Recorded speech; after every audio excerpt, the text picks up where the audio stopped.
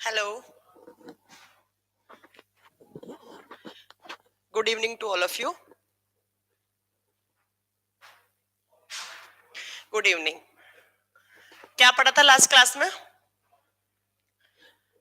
कौन सा चैप्टर चल रहा था? आई थिंक ब्लड चल रहा था। और ब्लड में मैंने बताया था कि ब्लड में आपको 4 कंपोनेंट्स पढ़ने होते हैं। कौन कौन से? तो number one is plasma and number two पे आपको पढ़ना था आरबीसीज। तो मैंने आपको प्लाज्मा बता दिया था, प्लाज्मा होता है क्या है, प्लाज्मा का क्या फंक्शन होता है, कितना परसेंट होता है, प्लाज्मा में कौन कौन से प्रोटीन्स होते हैं, ग्लूकोज होता है प्लाज्मा के अंदर, ये सब बोल दिया था मैंने, ये सब आपको पढ़ा दिया था। ठीक है। उसके बाद मैंने बताया था आरबीसीज क्या होती हैं। तो आरबीसीज को क्या बोलते हैं? तो एरिथ्रोसाइट्स बोलते हैं। आरबीसीज कहाँ बनती है? तो मैंने बताया था ब्लड कहाँ बनता है? बोन मैरो के अंदर बनता है। और बोन मैरो क्या होता है? तो मैंने बताया था जो आपकी लंबी लंबी हड्डी होती है उसके बीच के खोखले पार्ट को हम क्या बोलते हैं?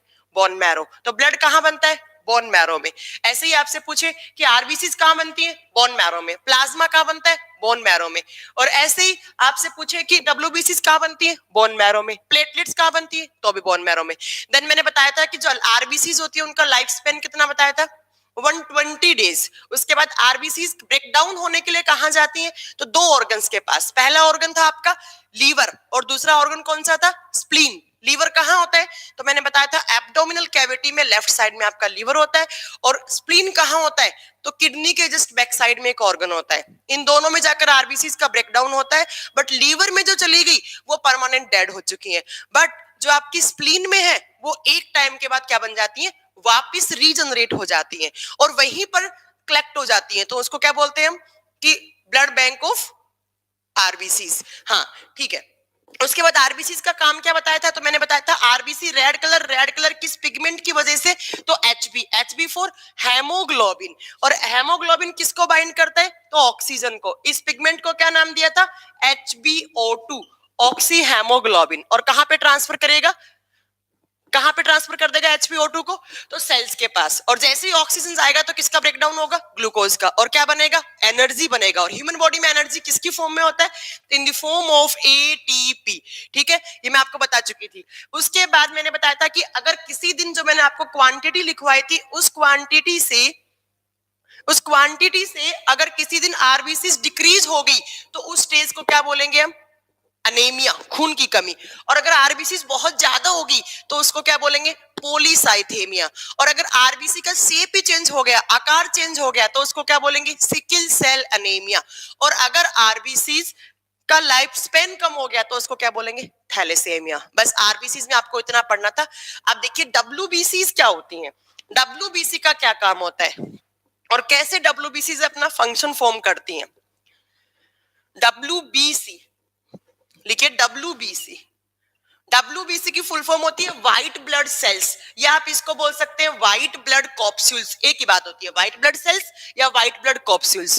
देखिए हम लोग बोलते हैं डब्ल्यूबीसी, बट साइंस की लैंग्वेज में इसका दूसरा नाम होता है। साइंस की लैंग्वेज में इसको बोला जाता है ल्यूकोसाइट। तो डब्ल्यूबीसी को अदर नेम पूछे तो क्या बोलते हैं इनको? ल्यूकोसाइट। डब्ल्यू का मतलब होता है व्हाइट मतलब सफेद रंग वाली कोशिकाएं, क्या बोलेंगे? डब्ल्यूबीसी। देखिए साइंस में आप जहां पर भी ल्यूको वर्ड देखें, ल्यूको मीन होता है व्हाइट कलर।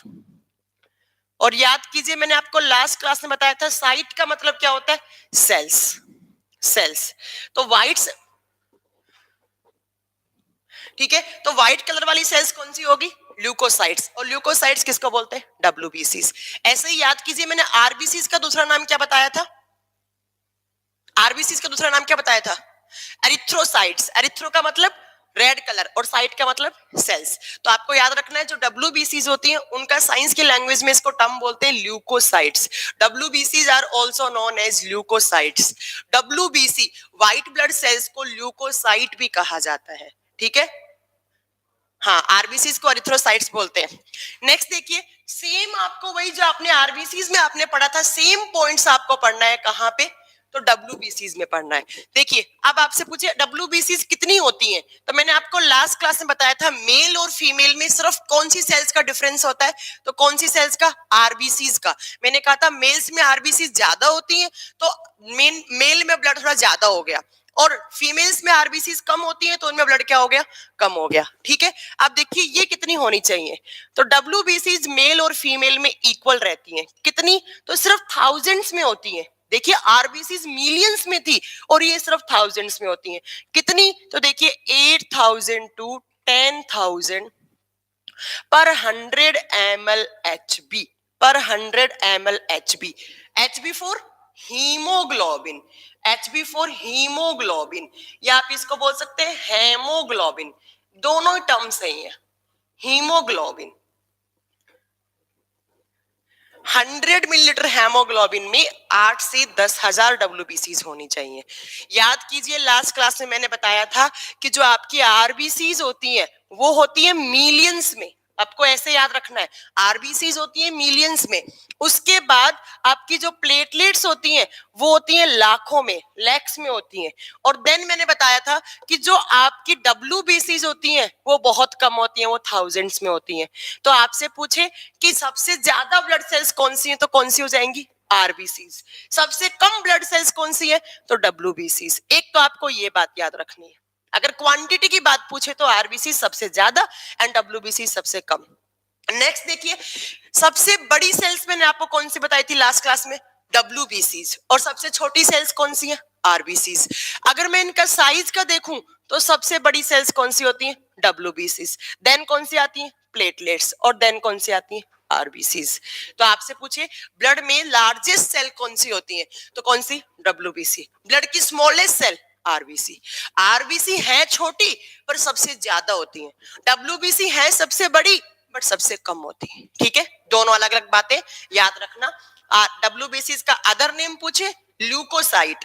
डब्ल्यूबीसी कितनी होनी चाहिए, तो मेल और फीमेल में इक्वल होती है, कितनी, तो इतनी होनी चाहिए। 100 मिलीलीटर हेमोग्लोबिन में 8 से 10,000 होनी चाहिए। ठीक है, और एक पॉइंट और हो गया, WBC are largest cell of blood. ठीक है, हमारे ब्लड में नहीं, वो ब्रेन, जो हिमांशु जी आप बोल रहे हैं brain neuron, neurons largest cell, वो ऑल ओवर बॉडी की बात कर रहे हैं आप, मैं यहाँ पर ब्लड की बात कर रही हूँ। अगर ब्लड में पूछे सबसे बड़ी सेल्स तो आपके डब्ल्यूबीसी होंगे। हाँ, अगर आपसे पूछे ह्यूमन बॉडी की लार्जेस्ट एंड लॉन्गेस्ट सेल तो आपका करेक्ट है, ब्रेन सेल्स होती हैं जिनको हम न्यूरॉन्स बोलते हैं। ठीक है, नेक्स्ट देखिए, अब आपसे पूछे डब्ल्यूबीसी कहाँ बनती है, तो ब्लड कहाँ बनता है, बोन मैरो में, तो डब्ल्यूबीसी भी कहाँ बनेंगी, बोन मैरो में। तो डब्ल्यूबीसी का निर्माण होता है अस्थि मज्जा में, बोन मैरो में। ठीक है, डब्ल्यूबीसी भी कहां बनेंगी, बोन मैरो में। नेक्स्ट देखिए, इनका लाइफ स्पेन कितना होता है, लाइफ स्पेन, डब्ल्यूबीसी कितने दिन तक सरवाइव करती हैं, डब्ल्यूबीसी का जीवन काल कितना होता है, तो डब्ल्यूबीसी का सिर्फ होता है 2 to 4 डेज, सिर्फ 2 से 4 दिन सरवाइव करती हैं। और याद कीजिए आरबीसी का कितना था, 120 दिन, तो सबसे ज्यादा लाइफ स्पैन होता है आरबीसी का, और डब्ल्यूबीसी सिर्फ 2 से 4 दिन के लिए सरवाइव करती हैं। अब क्या होगा इनका ब्रेकडाउन होगा। देखिए ब्रेकडाउन होने के लिए कहां जाती है ये, आपसे पूछे डब्ल्यूबीसी डेड कहां होती है या ब्रेकडाउन कहां होती है, तो एक ही बात है, ये ब्लड में ही ब्रेकडाउन हो जाता है इनका, ये ब्लड में ही डेड हो जाती हैं। आप पूछे कि वापिस कहां बनती हैं, अगर ये रीजनरेशन कहां होता है इनका, इनका पुनः निर्माण कहां होता है, तो ये ब्लड में ही डेड हुई और ब्लड के अंदर ही वापिस बन जाती है। ठीक है, ब्लड में ही डेड हुई है, ब्लड में वापिस बन जाती है। ये सारा का सारा, मैम ऐसा क्यों होता है कि 2 से 4 दिन डेज होता है, इनका काम ही यही होता है, 2 से 4 दिन का काम होता है। ठीक है, देखिएगा मेल फीमेल में इक्वल होती है, इतनी कहां बनती है, तो जहां पर ब्लड बनता है, क्योंकि ब्लड का कंपोनेंट। ठीक है, तो कहां पर बनेंगी, बोन मैरो में। लाइफ स्पेन कितना, तो 2 to 4 डेज। ब्रेकडाउन के लिए कहां जाएंगी, ब्लड में, और वापस भी कहां बनेंगी, तो ब्लड में वापस बन जाती है। ठीक है, नेक्स्ट देखो, एक क्वेश्चन आता है कि आरबीसीज, हाँ बताऊंगी विनीत जी, अभी बताऊंगी डब्ल्यूबीसी का वर्क बताऊंगी क्या काम करती है। एक क्वेश्चन आता है कि आरबीसी और डब्ल्यूबीसी का जो क्वांटिटी है उसका रेशियो कितना होता है, तो देखिए आरबीसी बहुत ज्यादा होती है, किसमें, मिलियंस में, और डब्ल्यूबीसी होती है थाउजेंड्स में, और थाउजेंड भी कितना कम, इतना सा थाउजेंड कम। ठीक है, देखिए आरबीसीज और डब्ल्यूबीसी की क्वांटिटी का अगर रेशियो पूछे तो वो होता है 600:1। ये आपको याद रखना है। आरबीसीज और डब्ल्यूबीसी का जो क्वांटिटी का रेशियो होता है वो होता है 600:1। ठीक है, इतनी सारी बातें आपको याद रखनी है। नेक्स्ट देखो, डब्ल्यूबीसी का काम क्या होता है? डब्ल्यूबीसी का क्या काम होता है? तो डब्ल्यूबीसी का काम होता है हमारे बॉडी में इम्यून सिस्टम बनाना, इम्यूनिटी देना, इम्यूनिटी देना, इम्यून सिस्टम बनाना। अब मैम इम्यून सिस्टम क्या होता है? वो सिस्टम, मैम ब्लड, कुछ जी आप क्या पूछ रहे हैं मैम? ब्लड, बोन मैरो में ऐसा क्या होता है जिससे वहां पर ब्लड बनता है? क्वांटिटी मीन, क्वांटिटी जो उनका जो क्वांटिटी होती है कितनी होती है उसके रेशियो, उसका रेशियो। आरबीसी किस में? मिलियंस में। और डब्ल्यूबीसी किस में? तो 1000 में। और 1000 में कितना? बहुत कम, 1000। तो ये 600:1। ठीक है, नेक्स्ट देखिए मैडम, प्लीज कुछ एमसीक्यूज प्रोवाइड करवा दीजिए चैप्टर वाइज। ठीक है, करवा दूंगी, कोई इश्यू नहीं है। आप पढ़ लें, आप कमेंट्स मत कीजिए, लास्ट के 15 मिनट्स में आप जो भी आपका डाउट हो मुझसे पूछ लीजिएगा। देखिए डब्ल्यूबीसी का काम पूछे तो डब्ल्यूबीसी का काम होता है इम्यून सिस्टम बनाना। अब देखो इम्यून सिस्टम क्या होता है? ऐसा सिस्टम जो हमारे डिजीज के अगेंस्ट फाइट करता है। आपको जो भी डिजीज होती है, जो भी हमें बीमारियां होती हैं, जो हमें इन्फेक्शंस होते हैं, जो हमारे बॉडी में बाहर से फॉरेन पार्टिकल आते हैं, एज ए लाइक आप समझ सकते हैं बैक्टीरिया आया, बैक्टीरियल इन्फेक्शन हो गया, वायरस आया, ऐसे प्लाज्मोडियम आता है, तो इन सबको किल करना इम्यून सिस्टम का काम होता है। ऐसा सिस्टम जो डिजीज के अगेंस्ट फाइट करता है या जो इन्फेक्शंस होते हैं उनके अगेंस्ट फाइट करता है, उस सिस्टम को बोलते हैं इम्यून सिस्टम। ठीक है, तो डब्ल्यूबीसी का मतलब ही होता है इम्यून सिस्टम। डब्ल्यूबीसी का काम होता है इम्यूनिटी प्रोवाइड करवाना। इम्यूनिटी क्या होता है? तो इम्यूनिटी होता है रोगों से लड़ने की प्रतिरोधक क्षमता, रोगों से लड़ने की प्रतिरोधक क्षमता। ठीक है, तो डब्ल्यूबीसी का काम क्या हो गया? जो बाहर से इन्फेक्शन आते हैं, वो इन्फेक्शन जो हमें डिजीज कोज करते हैं, जो हमें बीमारी कर सकते हैं, उन सबको किल करना, ये आपका डब्ल्यूबीसी का फंक्शन हो गया। डब्ल्यूबीसी का फंक्शन पूछे इम्यूनिटी प्रोवाइड करवाना, और आरबीसी का फंक्शन क्या बताया था? ऑक्सीजन को ट्रांसफर करना, किसके पास? सेल्स के पास। ठीक है, नेक्स्ट देखिए, जब डब्ल्यूबीसी हमें हमारे बॉडी में इम्यून सिस्टम बनाती है तो इन डब्ल्यूबीसी के बहुत सारे नाम्स होते हैं। इन डब्ल्यूबीसी को बोलते हैं बॉडीगार्ड सेल्स। बॉडीगार्ड सेल्स, जैसे बॉडीगार्ड रक्षा करता है वैसे बॉडीगार्ड।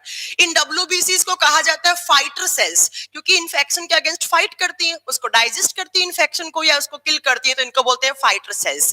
या डब्ल्यूबीसी को बोलते हैं सोल्जर सेल्स, सैनिक कोशिका। क्यों बोलते हैं? क्योंकि जैसे सोल्जर रक्षा करते हैं वैसे हमारे बॉडी की रक्षा करती है कौन सी सेल्स? तो डब्ल्यूबीसी करती है। अब मैम डिजीज तो बहुत सारे टाइप की होती है। हाँ, पुलिस सेल एक ही बात है, जैसे पुलिस अपनी रक्षा करती है वैसे इसको बोलते हैं पुलिस सेल्स भी बोलते हैं। बॉडीगार्ड सेल्स या फाइटर सेल्स या पुलिस सेल्स या इसको बोला जाता है सोल्जर सेल्स, सारे इसी के नाम होते हैं। ठीक है, ये बाद में पूछेगा रणवीर जी बायोलॉजी कितने दिन में कंप्लीट होगी, पहले मैं पढ़ा लूं, उसके बाद आप सारे डाउट्स पूछ लीजिएगा। प्लीज अभी कमेंट्स मत कीजिएगा। हाँ, कोई ज्यादा ही मेजर आपका डाउट है तो आप पूछ सकते हैं। देखिए, अब आप बोलोगे मैम डिजीज तो बहुत सारे टाइप्स की होती है, तो डब्ल्यूबीसी भी बहुत सारे टाइप्स की होती है, और यही आपको पढ़ना है कि कितना टाइप की डब्ल्यूबीसी होती है। आप बोलोगे मैम कुछ डिजीज होती है जो बैक्टीरिया से होती है, कुछ ऐसी हैं जो वायरस से होती हैं, कुछ ऐसी हैं जो फंगस से होती हैं। तो हर एक इन्फेक्शन के अगेंस्ट हर एक डब्ल्यूबीसी अपना काम करता है। तो लिखिए टाइप्स ऑफ डब्ल्यूबीसी। डब्ल्यूबीसी कितने टाइप्स की होती है?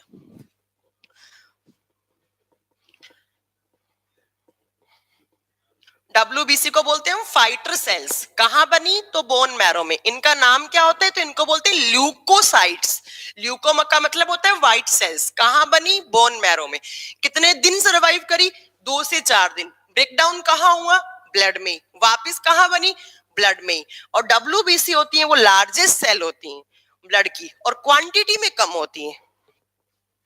काम क्या? तो इम्यून सिस्टम स्ट्रॉन्ग करना, इम्यूनिटी देना। ठीक है, अब लिखिए टाइप्स ऑफ डब्ल्यूबीसी। कितने टाइप्स की डब्ल्यूबीसी होती है? तो डब्ल्यूबीसी होती है 5 टाइप की, 5 टाइप की।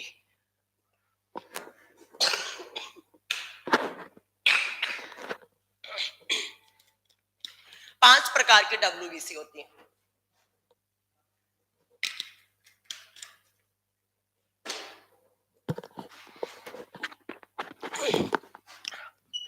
Number 1 basophils. बेसोफिल्स, बेसोफिल बोलो या बेसोफिल्स बोलो, एक ही बात है। Number 2 is neutrophils, neutrophils, neutrophils. Number 3 is eosinophil, eosinophils या इयोसिनोफिल, एक ही बात है।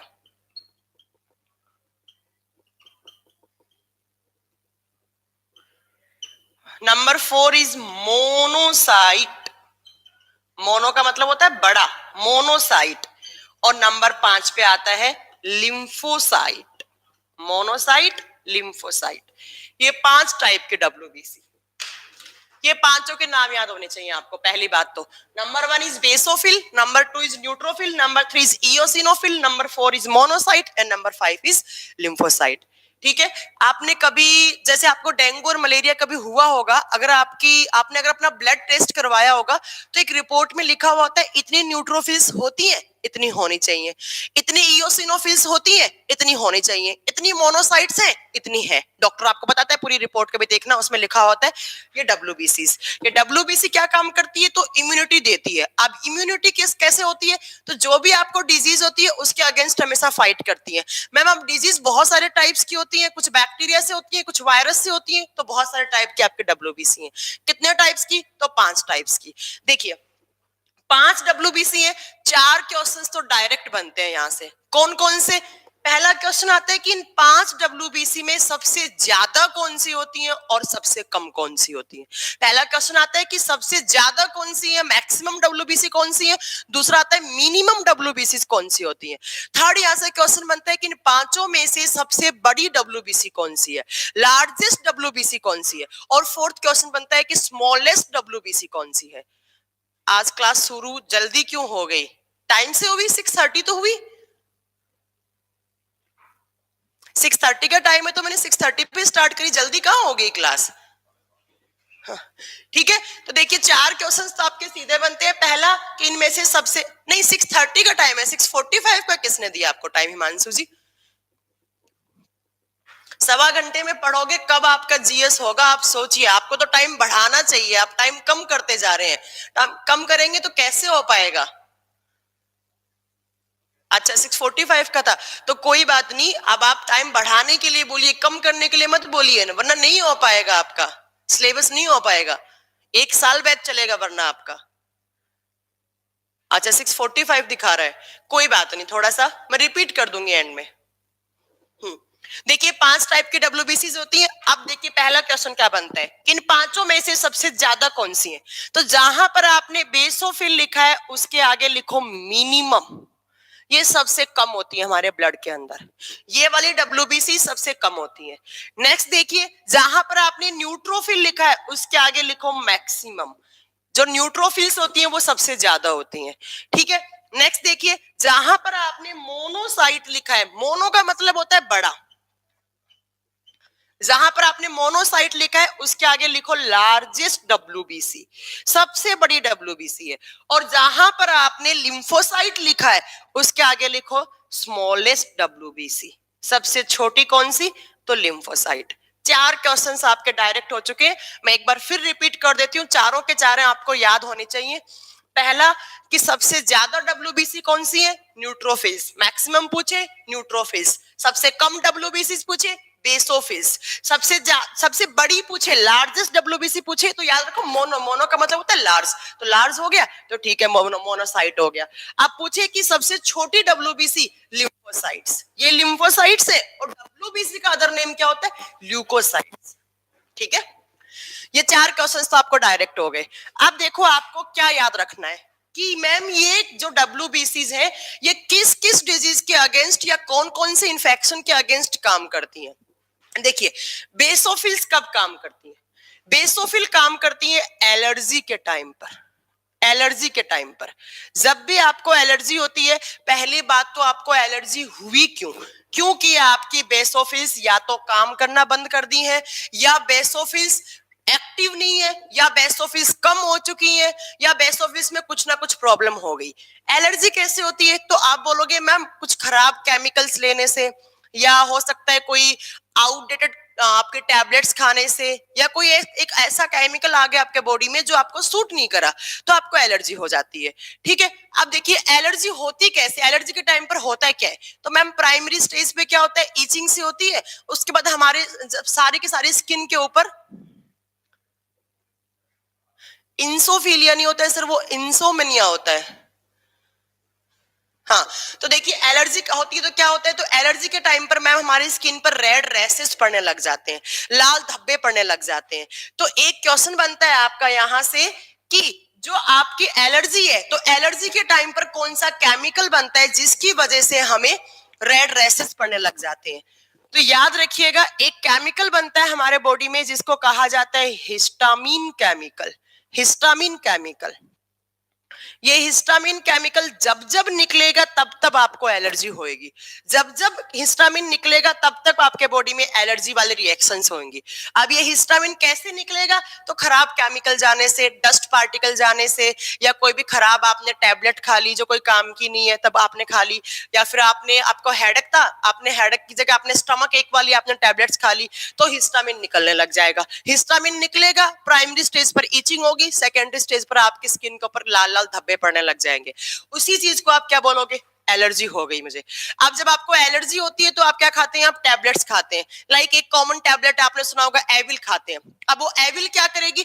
जैसे ही आपने एलर्जी के टाइम पर जो टैबलेट्स लिए वो टैबलेट्स आकर इन बेसोफिल्स को एक्टिवेट करेंगी। जैसे ही बेसोफिल एक्टिवेट हुई, बेसोफिल्स क्या करेंगी? किसके सिक्रेशन को डिक्रीज करेंगी? हिस्टामिन के सिक्रेशन को। जैसे ही आपने कोई टैबलेट खाई, पहली बात तो आपको एलर्जी हुई क्यों? हाँ एविल खाते, एविल नहीं होती, एविल होती है वो। देखिए पहली बात आपको एलर्जी क्यों हुई? कोई खराब केमिकल आया, उसने किसके सिक्रेशन को इंक्रीज किया? हिस्टामिन के। हिस्टामिन निकला, हिस्टामिन निकलते ही आपकी स्किन पर लाल धब्बे पड़ने लग जाएंगे। अब आप उस एलर्जी के अगेंस्ट पर टैबलेट खाते, वो टैबलेट क्या करेगी? आकर इन बेसोफिल्स को एक्टिवेट करेगी। जैसे ही बेसोफिल एक्टिवेट होंगी, ये किसके सिक्रेशन को डिक्रीज कर देंगी? हिस्टामिन के। और आपकी एलर्जी क्या हो जाएगी? ठीक हो जाएगी। तो यहाँ से आपके दो क्वेश्चन हो गए। पहला तो याद रखना आपको कि बेसोफिल्स जो होती हैं वो मिनिमम होती हैं। दूसरा आपको क्या याद रखना है? दूसरा पॉइंट आपको याद होना चाहिए कि क्वेश्चन आएगा कि कौन सा केमिकल है, which chemical is responsible for allergy reactions. ठीक है, हाँ धूप में जाते ही हो जाता है, ज्यादा सनलाइट पड़ने से स्किन में एलर्जी हो जाती है। सही कह रहे हैं आप पीयूष जी, क्योंकि हिस्टामिन निकलने लग जाता है, धूप में ज्यादा एक्टिवेट हो जाता है, ये बनने लग जाता है, धूप में इसका प्रोडक्शन इंक्रीज हो जाता है और हिस्टामिन ज्यादा निकलने लग जाता है। तो हिस्टामिन केमिकल क्या होता है? जब भी निकलेगा आपको एलर्जी होगी। तो याद रखना histamine chemical is responsible for allergy reactions. Next आपसे पूछे कि एलर्जी के टाइम पर कौन सी डब्ल्यूबीसी फाइट करती है, तो कौन सी? बेसोफिल। ठीक है, इतने सारे क्वेश्चंस याद रखेगा। नेक्स्ट देखिए न्यूट्रोफिल्स कब काम करती हैं? न्यूट्रोफिल्स कब काम करती हैं? तो इसके आगे आपको लिखना है ये काम करती हैं बैक्टीरियल डिजीज के अगेंस्ट। बैक्टीरियल डिजीज, जब भी आपको कोई बैक्टीरिया से इंफेक्शन होता है, हिंदी में इसको बोलेंगे हम जीवाणु जनित रोग। जीवाणु जनित रोग, जब भी आपको कोई बैक्टीरिया से इंफेक्शन होता है, पहली बात तो कोई बैक्टीरिया से इंफेक्शन हुआ ही क्यों मैम? हमें कोई बैक्टीरियल डिजीज हुई क्यों? क्योंकि या तो आपकी डब्ल्यूबीसी कम होगी, या ये एक्टिवेट नहीं है, या ये डब्ल्यूबीसी ने काम करना बंद कर दिया है। तो बाहर से कोई भी एक बैक्टीरिया आया और वो बैक्टीरिया आकर उसने अपना जो इन्फेक्शन था, जहां पर भी कोई भी एक ऑर्गन में जाकर उसने इन्फेक्शन कर दिया। तो अब इन्फेक्शन किया, अब आप क्या करोगे? अब आप उस बैक्टीरियल डिजीज के अगेंस्ट आप एंटीबायोटिक्स खाओगे या आप टैबलेट्स खाओगे। वो एंटीबायोटिक और टैबलेट क्या करेंगी? आकर किसका प्रोडक्शन बढ़ाएंगी? न्यूट्रोफिल का। जैसे ही न्यूट्रोफिल्स ज्यादा होंगी या एक्टिवेट होंगी, किसको किल करेंगी? बाहर से जो बैक्टीरिया आया था उसको डाइजेस्ट कर जाएंगी और वापस क्या हो जाएगा आपका? नहीं, स्वाइन फ्लू, फ्लू एक वायरल डिजीज है, वो बैक्टीरियल डिजीज नहीं है। नहीं, गलत बोल रहे हैं हम गजेंद्र जी। तो बाहर से जो भी बैक्टीरिया आया उसको किल कर देंगे न्यूट्रोफिल्स। तो आपसे पूछेगा कि न्यूट्रोफिल जो आपकी होती है वो किस डिजीज के अगेंस्ट काम करती हैं? तो किसकी? Bacterial disease. अब अगर मैं आपसे दो चार बैक्टीरियल डिजीज के नाम पूछूं तो क्या बताएंगे आप? कोई एक बैक्टीरियल डिजीज का नाम बताओ जो बैक्टीरिया से होती है। हाँ जी बताइए, कोई एक डिजीज का नाम बोलो जो बैक्टीरिया से होती है। टाइफाइड, हाँ जी सही है। और TB, tuberculosis, tuberculosis is a bacterial disease, किस बैक्टीरिया की वजह से, तो एमटीबी बैक्टीरिया, एमटीबी बैक्टीरिया। कहाँ इन्फेक्शन होता है टीबी के टाइम पर, तो मैम फेफड़ों में होता है, लंग्स में होता है, ठीक है। तो जैसे ट्यूबरक्लोसिस के टाइम पर क्या होगा, पहली बात आपको टीबी हुआ क्यों, टीबी वाला बैक्टीरिया आया क्यों, क्योंकि आपकी न्यूट्रोफिल्स कम थी। अब आ गया, उसने इन्फेक्शन कर दिया, कहां पर, तो फेफड़ों में, लंग्स के अंदर। अब क्या होगा, आप उस टीबी के अगेंस्ट आप क्या खाओगे, टैबलेट्स खाओगे, तो टैबलेट्स क्या करेगी, न्यूट्रोफिल्स को एक्टिवेट करेंगी, न्यूट्रोफिल्स एक्टिवेट होते ही किसको किल करेगा, जो आपका टीबी वाला बैक्टीरिया आया था। लाइक टीबी में बैक्टीरिया होता है MTB bacteria, mycobacterium tuberculosis bacteria, उसको किल कर देंगे, अब वापस सही हो जाएगा। तो ये बैक्टीरियल डिजीज के अगेंस्ट फाइट करती है, ये एलर्जी के टाइम पर मोस्ट ऑफ काम करती है। नेक्स्ट देखिए, इयोसिनोफिल कब काम करती है, ये काम करती है ज्यादातर वायरस डिजीज के अगेंस्ट, वायरस डिजीज के अगेंस्ट, हिंदी में इसको लिख सकते हैं हम विषाणु जनित रोग, वो डिजीज जो वायरस से होती हैं, उनके अगेंस्ट कौन फाइट करती है, इयोसिनोफिल्स। जैसे कोई भी एक वायरल डिजीज का नाम, पोलियो, पोलियो वायरस, ऐसे ही रेबीज वायरस, रैबिडा वायरस की वजह से होता है, ऐसे ही जो नॉर्मल कोल्ड कफ होता है वो वायरल की वजह से होता है।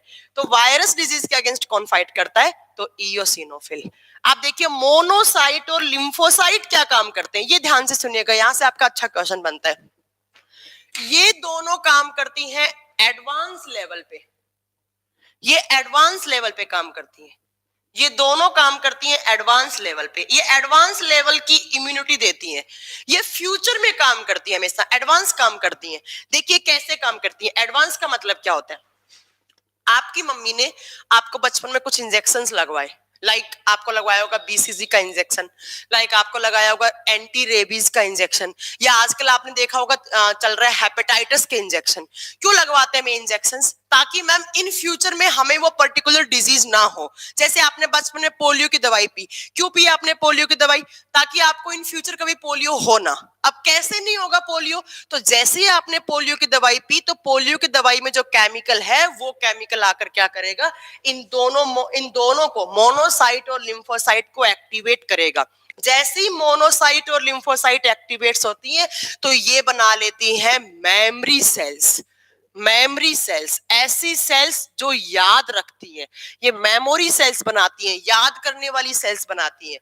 अब ये मेमोरी सेल्स क्या करेंगी, ये किसको याद रखेंगी, अगर आपने पोलियो वाला इंजेक्शन लगवाया या फिर पोलियो वाली दवाई लगाई है, तो पोलियो किसकी वजह से होता है, पोलियो वायरस की वजह से होता है, तो पोलियो वाले वायरस को क्या करेंगी, ये याद रखेंगी। अब क्या होगा, इन फ्यूचर कभी भी आपके बॉडी में मेमोरी सेल्स, आपके बॉडी में कभी भी पोलियो वाला वायरस आया, आपको कुछ नहीं करना, आपको पता ही नहीं लगेगा कि पोलियो वाला वायरस आ गया, तुरंत आपकी मेमोरी सेल्स उस पोलियो वाले वायरस को किल कर देंगी।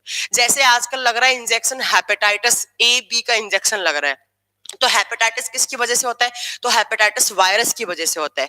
जैसे आपने हेपेटाइटिस ए बी का इंजेक्शन लगा लिया, वो हेपेटाइटिस ए बी वाले इंजेक्शन में जो केमिकल आया है वो किसको एक्टिवेट करेगा, मोनोसाइट लिम्फोसाइट। जैसे ही मोनोसाइट लिम्फोसाइट एक्टिवेट होंगी, क्या बनाएंगी, मेमोरी सेल्स। ये मेमोरी सेल्स किसको याद रखेंगी, तो जो हेपेटाइटिस वाला वायरस है उसको याद रखेंगी।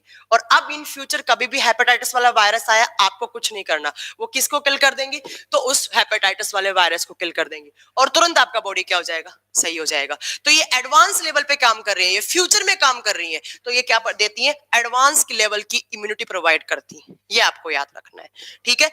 या आप बहुत अच्छे से याद रखना है, तो आप याद रखो मोनोसाइट और लिम्फोसाइट मेमोरी सेल्स प्रोड्यूस करती हैं, और कब काम करती हैं, तो वैक्सीनेशन के टाइम पर काम करती हैं। जो आप टीके लगवाते हो, टीकाकरण का मेन मोटो ही होता है टू प्रोड्यूस मेमोरी सेल्स, टीकाकरण के केस में काम करती है, ठीक है।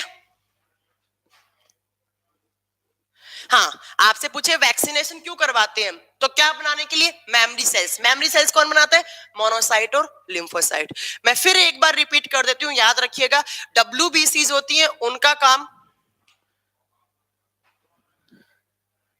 देखिए देखिए WBC का काम होता है हमारे बॉडी में इम्यूनिटी प्रोवाइड करना। इम्यूनिटी क्या होता है? तो जो हमें बाहर से इंफेक्शन आते हैं उसके अगेंस्ट फाइट करने की जो स्ट्रेंथ होती है उसको बोलते हैं इम्यूनिटी। इम्यून सिस्टम क्या होता है? वो सिस्टम जो डिजीज के अगेंस्ट फाइट करता है। डिजीज बोले तो जो बाहर से इंफेक्शन आए उसके अगेंस्ट फाइट करता है। तो WBC का मेन काम हो गया इम्यूनिटी देना, रोगों से लड़ने की प्रतिरोधक क्षमता देना।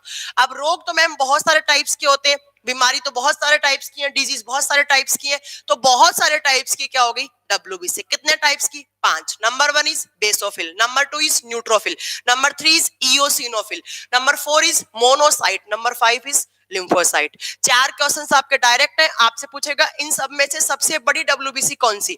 मोनोसाइट। सबसे छोटी कौन सी? लिम्फोसाइट। आपसे पूछे इनमें से सबसे ज्यादा कौन सी? तो न्यूट्रोफिल। सबसे कम कौन सी? तो बेसोफिल। अब आपसे पूछे कि बैक्टीरियल डिजीज के अगेंस्ट कौन सी WBC फाइट करती है, तो बैक्टीरियल डिजीज कहां लिखी है? तो न्यूट्रोफिल्स। आपसे पूछे एलर्जी किस केमिकल की वजह से होती है, एलर्जी के लिए कौन सा केमिकल रेस्पॉन्सिबल है, तो कौन सा?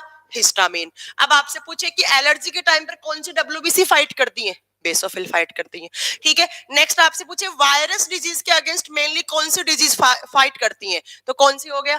इओसिनोफिल। नेक्स्ट आपसे पूछे कि एडवांस लेवल पर कौन सी ब्लड सेल्स काम करती हैं या कौन सी WBC काम करती हैं, तो कौन सी? Monocyte and lymphocyte. या आपसे पूछ सकता है कि जो मेमोरी सेल्स होती हैं वो कौन बनाता है, तो 2 WBC बनाती हैं, कौन कौन सी? Monocyte and lymphocyte. या आपका एक क्वेश्चन और कि वैक्सीनेशन का मेन मोटो क्या होता है, हम बचपन में टीके क्यों लगवाते हैं? ताकि वो आगे चलकर डिजीज ना हो। कैसे नहीं होगी? तो वो क्या बना लेती है? Memory cells. कौन बनाती है? तो मोनोसाइट और लिम्फोसाइट। इतनी बातें आपको WBC में याद रखनी है। WBC क्या होती है, क्या काम करती है, कितने दिन का लाइफ स्पैन होता है, कहां बनती है, कहां ब्रेक डाउन होता है और क्या काम करती है। ठीक है,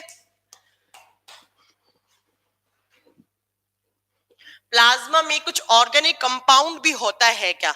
प्लाज्मा में कुछ ऑर्गेनिक कंपाउंड नहीं है, ऐसे प्लाज्मा में मिनरल्स होते हैं, ऑर्गेनिक कंपाउंड्स नहीं होते हैं। या आप बोल सकते हैं ग्लूकोज होते हैं, मिनरल्स होते हैं, न्यूट्रिएंट्स होते हैं, तो वो सब ग्लूकोज में आ जाता है। जो 1% लिखवाया था मैंने उसी में आ जाता है।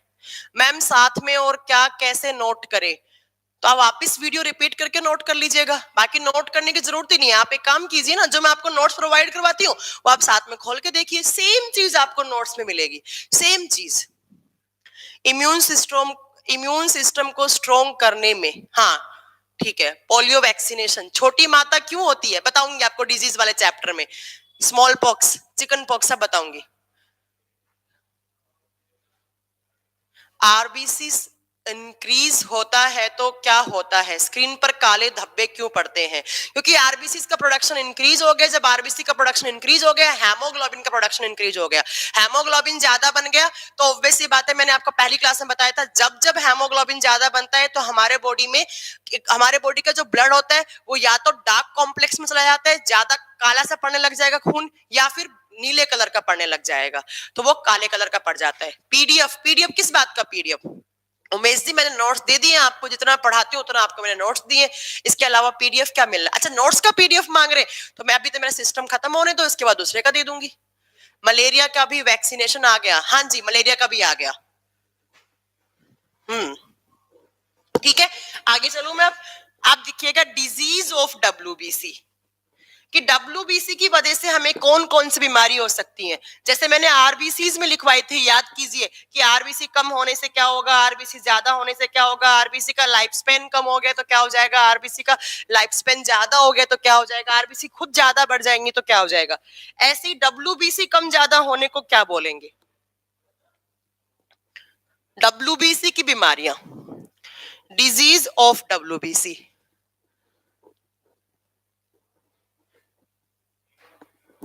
अरे धर्मेंद्र जी अभी कहाँ समझा दिया, अभी तो एक चैप्टर भी आपका खत्म नहीं हुआ, पढ़ तो लीजिए, उसके बाद बोलिएगा कि बायोलॉजी समझा दी। अभी तो बायोलॉजी का 5% भी पार्ट नहीं हुआ। ठीक है, देखिए डिजीज में सबसे पहला मैंने जो आपको क्वांटिटी लिखवाई है WBC की, उस क्वांटिटी में से किसी दिन अगर किसी दिन उसकी क्वांटिटी डिक्रीज होगी, WBC डिक्रीज होगी, तो उस स्टेज को डॉक्टर बोलते हैं कि आप चल रहे हैं ल्यूकोपीनिया स्टेज पर, आप ल्यूकोपीनिया स्टेज पे चल रहे हैं। डब्ल्यूबीसी कम होने वाली स्टेज को बोला जाता है ल्यूकोपीनिया। अब जब डब्ल्यूबीसी कम है तो मैम ऑब्वियस सी बात है हमारा इम्यून सिस्टम वीक है। इम्यून सिस्टम वीक है तो ऑब्वियस सी बात है बाहर से कोई भी इंफेक्शन आएगा बहुत जल्दी डिजीज हो जाएगी आपको। अब अगर बैक्टीरिया आया तो बैक्टीरियल डिजीज, अगर फंगस आया, कवक आया तो कवक की डिजीज हो गई। डेंगू में यही होता है। नहीं, डेंगू में प्लेटलेट्स डाउन होती है, मैं डब्ल्यूबीसी डाउन की नहीं बोल रही हूँ। मैंने कहा बोला कि डेंगू मलेरिया का मैंने नाम ही नहीं लिया, वो आगे की बात है। नेक्स्ट देखिए, डब्ल्यूबीसी कम होने को क्या बोलेंगे? Leucopenia stage. अब मैम जब डब्ल्यूबीसी कम है तो इम्यून सिस्टम वीक है, इम्यून सिस्टम वीक है तो हमें कोई भी इंफेक्शन आएगा कोई भी डिजीज हो जाएगी। तो इसमें आप लिख सकते हैं मैनी डिजीज, बहुत सारी प्रकार की बीमारियां। अब डिपेंड करता है बाहर से जो भी इंफेक्शन आता है, ठीक है।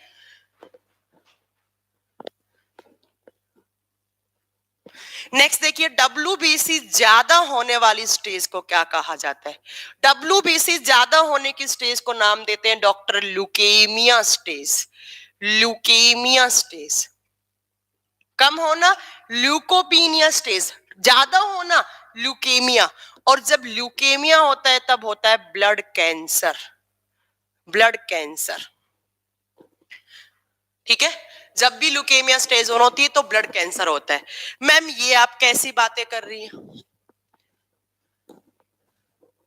मैम ये कैसी बातें कर रही हैं? आप बोल रहे हो डब्ल्यूबीसी का काम होता है इम्यून सिस्टम बनाना, तो ऑब्वियस सी बात है मैम, अगर डब्ल्यूबीसी ज्यादा है तो हमारा इम्यून सिस्टम स्ट्रांग होना चाहिए। इम्यून सिस्टम स्ट्रांग है तो हमेशा हमें कोई बीमारी होनी ही नहीं चाहिए। और आपने यहाँ पर कौन से डिजीज का नाम लिख दिया? आपने लिख दिया ब्लड कैंसर। ये कैसे होता है? अरे मैम अगर डब्ल्यूबीसी ज्यादा है तो इम्यून सिस्टम स्ट्रांग हो गया, इम्यून सिस्टम स्ट्रांग है तो डिजीज होना ही नहीं चाहिए। तो ये कैसे हो गया? देखिए ये कैसे होता है। मैंने कहा इतनी ज्यादा डब्ल्यूबीसी हो गई, जो नॉर्मल मैंने आपको क्वांटिटी लिखाई है उससे 5-4 गुना ज्यादा हो गई, बहुत ज्यादा हो गई। हाँ मैं बताऊंगी, आपको बताऊंगी। मैम डब्ल्यूबीसी बढ़ जाता है तो कभी कोई बीमार नहीं होना चाहिए। मेरा हमेशा डब्ल्यूबीसी का काउंट बढ़ जाता है। हाँ वही तो मैं बात बता रही हूँ।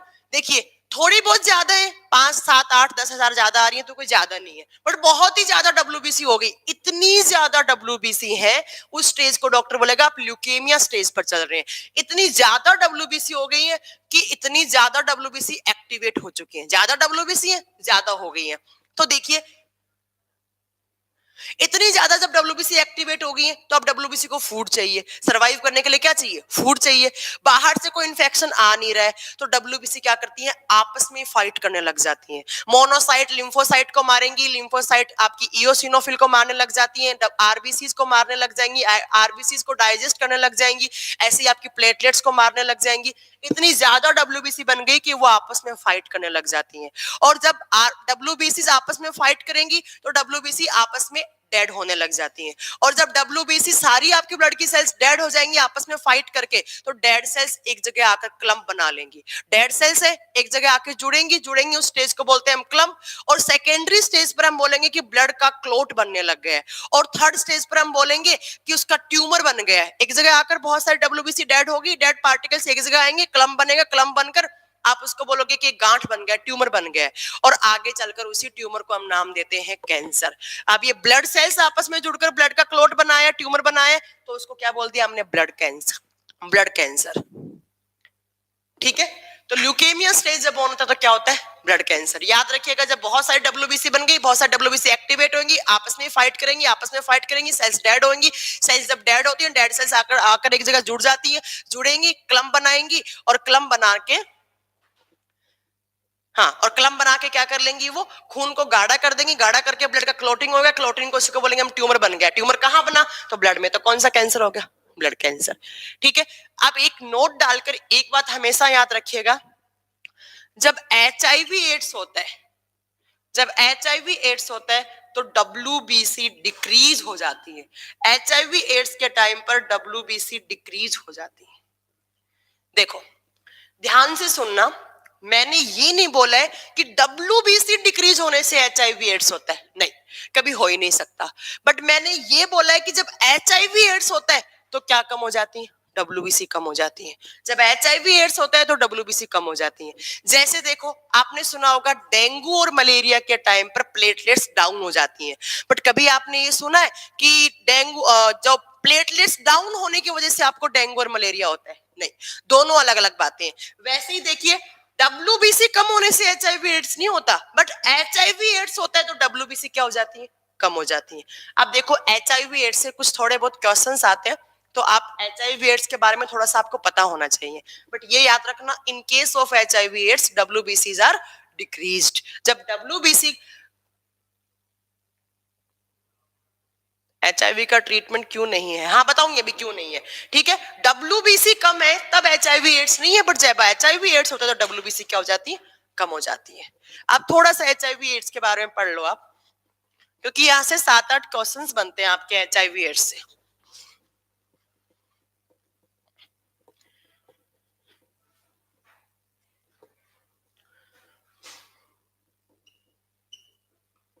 देखिए, पहला क्वेश्चन कि एचआईवी की फुल फॉर्म क्या होती है? एचआईवी की फुल फॉर्म क्या है? क्या होती है एचआईवी की फुल फॉर्म? मुझे पता है बहुत सारे बच्चे ये बोलेंगे, बहुत सारे बच्चे बोलेंगे ह्यूमन इम्यूनो वायरस। नहीं, गलत होता है। एचआईवी की फुल फॉर्म होती है human immunodeficiency virus. Human immuno virus गलत है, ह्यूमन इम्यूनो डेफिशिएंसी वायरस। मैं लिख देती हूँ इसकी फुल फॉर्म, जिनको नहीं पता है। Human immunodeficiency virus. Deficiency क्या होता है? कमी, कमी। सेम नाम हिंदी में होगा, बस चेंज क्या होगा? ह्यूमन इम्यूनो डेफिशिएंसी विषाणु हो जाएगा। वायरस को हिंदी में बोलते हैं हम विषाणु। एक बार सीपीओ ने पूछा था एचआईवी की फुल फॉर्म, बहुत सारे बच्चे लगाकर आ गए थे ह्यूमन इम्यूनो वायरस, सबका गलत हो गया था। ह्यूमन इम्यूनो डेफिशिएंसी वायरस होता है, ठीक है। नेक्स्ट, एड्स की फुल फॉर्म क्या होती है? जिनको नहीं पता है वो एड्स की फुल फॉर्म लिख लीजिए। Acquired immuno deficiency syndrome. Acquired immuno deficiency syndrome, ये एड्स की फुल फॉर्म और ये आपकी एचआईवी की full form. Acquired immuno deficiency syndrome, ठीक है। एक्वायर्ड का मतलब क्या होता है? जो डिजीज हम एनवायरनमेंट से एक्वायर करते हैं, ठीक है। हाँ जी, एनडीए सीडीएस लेवल का भी कवर हो जाएगा, ठीक है। नेक्स्ट देखिए, इम्यून सिस्टम। इम्यून सिस्टम का मतलब क्या हो गया? डब्ल्यूबीसी हो गया, बताया मैंने अभी। इम्यून सिस्टम कौन बनाती है? तो डब्ल्यूबीसी बनाती है। डेफिशिएंसी, कमी। मुझे सिंड्रोम वर्ड का मतलब बताओ, सिंड्रोम क्या होता है?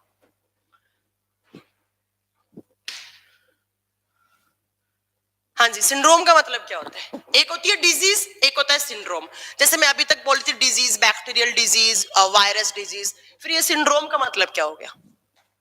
लक्षण? नहीं, देखिए सिंड्रोम का मतलब क्या होता है, मैं बोल लूं आप, लक्षण गलत है।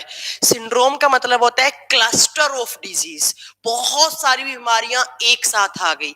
डिजीज का, बीमारी का मतलब होता है पर्टिकुलर एक टाइप का इंफेक्शन है और उसी टाइप के इंफेक्शन के अगेंस्ट आप एक टाइप की दवाई ले रहे हो, उसको बोलते हैं डिजीज, उसको बोलते हैं बीमारी। और सिंड्रोम वर्ड का मतलब होता है cluster of disease, group of disease, बहुत सारी बीमारियां एक साथ आ गई हैं। किस किस का इलाज करवाऊं, किसका ना करवाऊं, किसके अगेंस्ट दवाई लूं, किसके अगेंस्ट ना लूं, उसको क्या बोलेंगे हम? सिंड्रोम, ठीक है। तो एचआईवी एड्स, एक बात आपको क्लियर हो गई होगी, अभी तक आपके माइंड में आया होगा कि जब एचआईवी एड्स को सिंड्रोम बोल रहे हैं, इसका मतलब जिस इंसान को एचआईवी एड्स है उसको एक डिजीज नहीं है, उसको बहुत सारी बीमारियां एक साथ आ गई, ठीक है। दो बातें होगी। नेक्स्ट देखिए, आपसे पूछे एचआईवी एड्स किस वायरस की वजह से होता है, तो एचआईवी वायरस की वजह से होता है। अब नेक्स्ट क्वेश्चन आता है कि ये जो एचआईवी वायरस है, ये एचआईवी एड्स है, सबसे पहले कौन से कंट्री में आया था, कौन से ईयर में आया था? तो ये 1981 में आया था, यूएसए में। ये पहला वायरस है जो यूएसए से इंडिया में आया था, पहला और आखिरी है। उसके बाद कोई वायरस यूएसए से नहीं आया। मेनली जो वायरस आते हैं वो साउथ अफ्रीका साइड से आते हैं। नेक्स्ट देखिए, इंडिया में कब आया, तो 1986 में इंडिया में आया। ये दोनों बात याद रखनी है। हमारे इंडिया में एचआईवी वायरस कहां से आया, तो यूएसए से। यूएसए में कब आया, 1981 में। इंडिया में कब आया, 1986 में।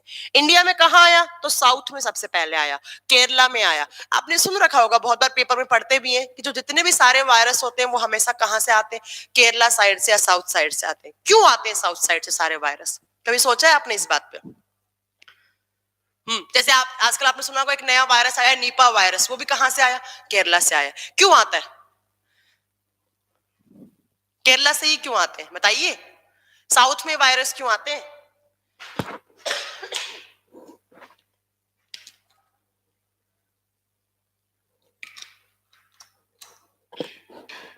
इसका रीजन होता है साउथ, अच्छा गर्मी ज्यादा है नहीं, इसका रीजन होता है साउथ के लोगों का इम्यून सिस्टम वीक होता है, इजीली उनके बॉडी में कोई भी वायरस अटैक कर जाता है। देखिए साउथ में जो, वो साउथ के जो लोग होते हैं वो बहुत नेचुरल चीज में रहते हैं, जैसे वहां की एयर बहुत नेचुरल है, वहां का एनवायरनमेंट बहुत, वहां का वेदर बहुत नेचुरल है। अब दिल्ली में तो क्या है, इतना सारा पॉल्यूशन होता है यहाँ पर, तो यहाँ पर क्या होता है, यहाँ पर जो लोग रह रहे हैं दिल्ली में, उनका इम्यून सिस्टम रोज इतने सारे वायरस, इतने सारे पॉल्यूशन, इतनी सारी हार्मफुल गैसेस, इतने सारे हार्मफुल केमिकल से रोज डील कर रहा है। तो हमारा इम्यून सिस्टम क्या हो जाता है, दिल्ली में रह के इतना ज्यादा पॉल्यूशन है, इतना स्मॉग है, इतना यहाँ पर SO2 है, एसिड रेन होती है, तो यहाँ पर लोगों में क्या होता है, इम्यून सिस्टम में जो भी कोई बैक्टीरिया, कोई वायरस, केमिकल आता है, तो उससे लड़ लड़ के उसके अगेंस्ट फाइट कर करके, उस केमिकल के अगेंस्ट फाइट कर करके हमारा इम्यून सिस्टम बहुत स्ट्रांग हो जाता है। अब केरला में क्या होता है, वहां पे जो लोग रह रहे हैं इतनी नेचुरल एनवायरनमेंट में रहते हैं कि वहां के लोगों का इम्यून सिस्टम बहुत वीक होता है, क्योंकि उनके इम्यून सिस्टम में इतने सारे बैक्टीरिया, वायरस, इतने सारे पॉल्यूशन वगैरह ये सब कभी डील ही नहीं किया। तो क्या होगा, उनका इम्यून सिस्टम इतना वीक है, तो बाहर से कोई भी वायरस आया, इजिली उनके बॉडी में ग्रो कर गया, अब वहां से हमारे सारे इंडिया में फैल जाता है। तो यही रीजन होता है कि वहां के लोगों में इजिली कोई भी वायरस अटैक कर जाता है। अब दिल्ली के लोगों में कोई वायरस आकर दिखाए, दिल्ली के लोगों में वैसे इतना ज्यादा इम्यून सिस्टम स्ट्रांग होता है, दिल्ली में जो रह रहा है वो वैसे ही रोज इतना ज्यादा केमिकल्स, इतने हार्मफुल केमिकल्स, इतने ज्यादा वो पॉल्यूटेंट्स ले रहा है, इतने ज्यादा वो खराब बैक्टीरिया, वायरस रोज जा रहे हैं वहां पर, तो इसका इम्यून सिस्टम स्ट्रांग हो चुका है। तो इजीली कोई भी बाहर से वायरस आएगा, कोई बैक्टीरिया आएगा, उसका इम्यून सिस्टम फाइट करेगा, ग्रो ही नहीं कर पाएगा। ठीक है, नेक्स्ट देखिए, यहां से क्वेश्चन आते हैं कि HIV एड्स है या नहीं है, उसके लिए कौन सा टेस्ट करते हैं। HIV एड्स है या नहीं, उसके लिए कौन सा टेस्ट करते हैं, तो इसके लिए करा जाता है ELISA. ELISA, ELISA, ELISA test होता है, वो बताएगा कि आपके HIV एड्स है या नहीं। इसकी फुल फॉर्म देखिए क्या होती है, इसको कहा जाता है एंजाइम लिंक्ड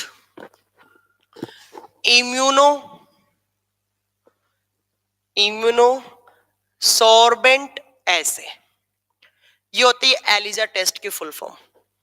HIV के लिए कौन सा टेस्ट करते हैं, तो एलिजा, एंजाइम लिंक्ड इम्यूनोसॉर्बेंट ऐसे, ये टेस्ट करेंगे, इससे पता लग जाएगा कि HIV एड्स है या नहीं। आप देखो HIV एड्स होता कैसे है, ये जो वायरस है, अगर इसको ग्रो करवाना है, इसका खाना होता है ब्लड, इसको सिर्फ ब्लड चाहिए। अगर आपको इसको ग्रो करवाना है तो इसको ब्लड देना पड़ेगा। अब दिख नहीं रहा, क्या नहीं दिख रहा, बोर्ड से आउट चला गया, अच्छा इतना छोटा बोर्ड है, इस पे मैं कहां लिखूं कहां नहीं लिखूं, कोई बात नहीं, यहां लिख देती हूँ।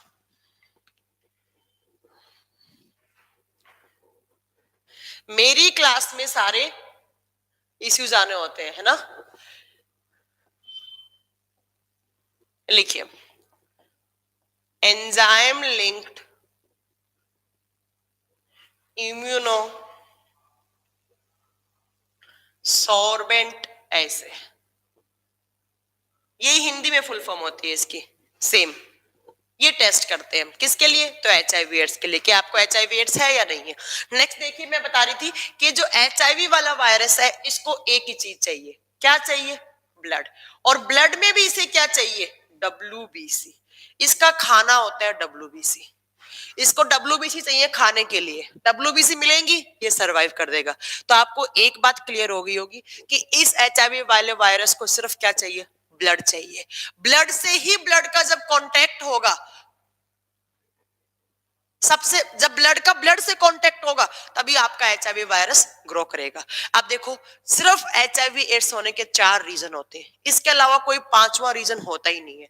देखिए कैसे हो सकता है HIV एड्स, जब ब्लड का ब्लड से ट्रांसफ्यूजन होगा, जब ब्लड का ब्लड से कांटेक्ट होगा, तभी HIV एड्स आपको होगा। सबसे पहला रीजन होता है मदर टू चाइल्ड, माँ अपने बच्चे को ब्लड देती है, अगर मम्मी के ब्लड में HIV वाला वायरस है तो बच्चे में आ जाएगा। माँ का ब्लड और बच्चे का ब्लड, ब्लड का ब्लड से कांटेक्ट, तो बच्चे के ब्लड में क्या है, WBC, ये खा लेगा HIV एड्स वाला वायरस खा लेगा और वो ग्रो कर जाएगा।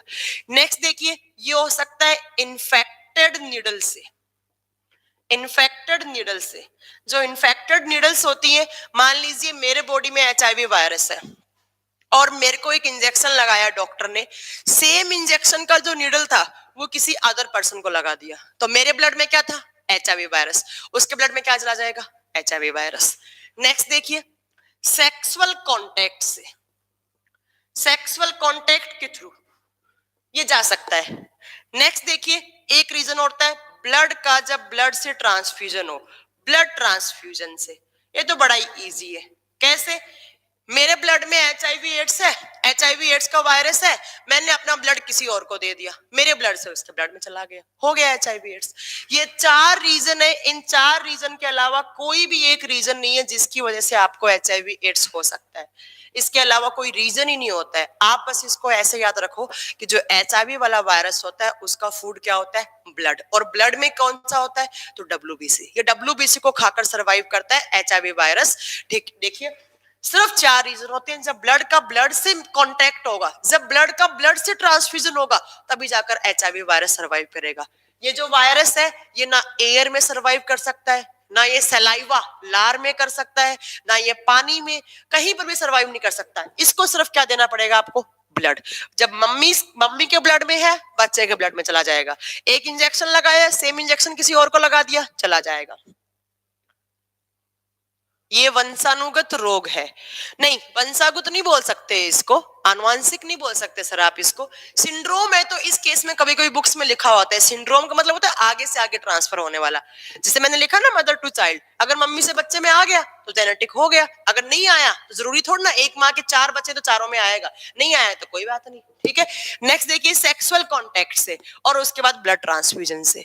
इंडिया में सबसे ज्यादा ये वाले होते हैं। आपने सुना होगा जो नॉर्मल हॉस्पिटल्स होते हैं, जैसे ऐसे ही गवर्नमेंट हॉस्पिटल में बहुत बार केस होता है, ये वाला निकल जाता है, ये वाला केस है ना। नेक्स्ट देखिए, हाँ, इन 4 रीजन के अलावा कभी HIV एड्स नहीं हो सकता। मैम थर्ड डे के वीडियो में एक मिस्टेक हो गया, आपने हार्ट के सेकंड बार के फिगर में अपने left Oracle and left ventricle के बीच में ट्राइकस्पिड, लेफ्ट ओरिकल और लेफ्ट वेंट्रिकल के बीच में ट्राइकस्पिड वॉल्व हटा दिया है।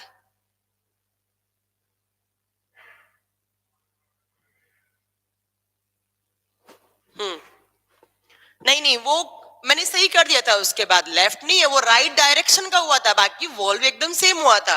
ट्राइकस्पिड कहाँ होता है वॉल्व, ट्राइकस्पिड वॉल्व कहाँ होता है, राइट में या लेफ्ट में। हाँ तो सही तो बनाया है मैंने, गलत कहाँ हो गया, हाँ सही हो गया था। आप पढ़िएगा, उसके बाद का जो वीडियो है वो देखिएगा। हाँ जी ठीक है। अब देखिए, ब्लड का जब ब्लड से कांटेक्ट होता है तो क्या होता है, HIV वायरस ग्रो करता है। आपने वो DD नेशनल पे एक ऐड आता था, आपने सुना होगा, साथ खाना खाने से, उठने से, बैठने से कभी HIV एड्स नहीं होता। सही है, तो साथ खाना खाने से कौन सा ब्लड का ट्रांसफ्यूजन हो रहा है, साथ अगर आपने किसी एक HIV एड्स वाले इंसान के कपड़े आपने पहन लिया तो कौन सा हो रहा है, सिर्फ ब्लड का ब्लड से ट्रांसफ्यूजन होगा तो क्या होगा, HIV एड्स हो गया। अब जब HIV एड्स होते तो क्या होता है, ये HIV वाला वायरस किसको किल करेगा, WBC को खा जाएगा, क्योंकि इसके खाना ही क्या है, WBC, और आपकी WBC क्या हो जाएंगी, डिक्रीज। बस यही आपको याद रखना है कि जब भी HIV एड्स होता है तो HIV एड्स वाला जो वायरस है, HIV वायरस, वो WBC को खाता है, WBC कम हो जाती है। अब आपसे क्वेश्चन पूछे कि HIV एड्स के टाइम पर कौन सी ब्लड सेल्स कम हो जाती है, WBC कम हो जाती है। क्यों, क्योंकि HIV वायरस किसको किल करता है, WBC को किल करता है। ठीक है, नेक्स्ट देखिए, अभी तक किसी भी कंट्री के पास HIV एड्स का इलाज नहीं है। इंडिया तो छोड़ो, किसी कंट्री के पास इलाज नहीं है। अगर किसी इंसान को HIV एड्स है तो उसकी डेथ तो है ही, मतलब डेथ तो होनी है, 1 साल 2 साल 1.5 साल 6 महीने 5 महीने में उसको मरना तो है ही तय है इसका। हाँ, होता है कि इसका कोई इलाज नहीं है, HIV एड्स की ना कोई डिजीज, कोई इस डिजीज के अगेंस्ट ना कोई वैक्सीन आई है, ना कोई टैबलेट आई है, कुछ नहीं हो सकता। अगर HIV एड्स है तो इसकी डेथ तो होनी है।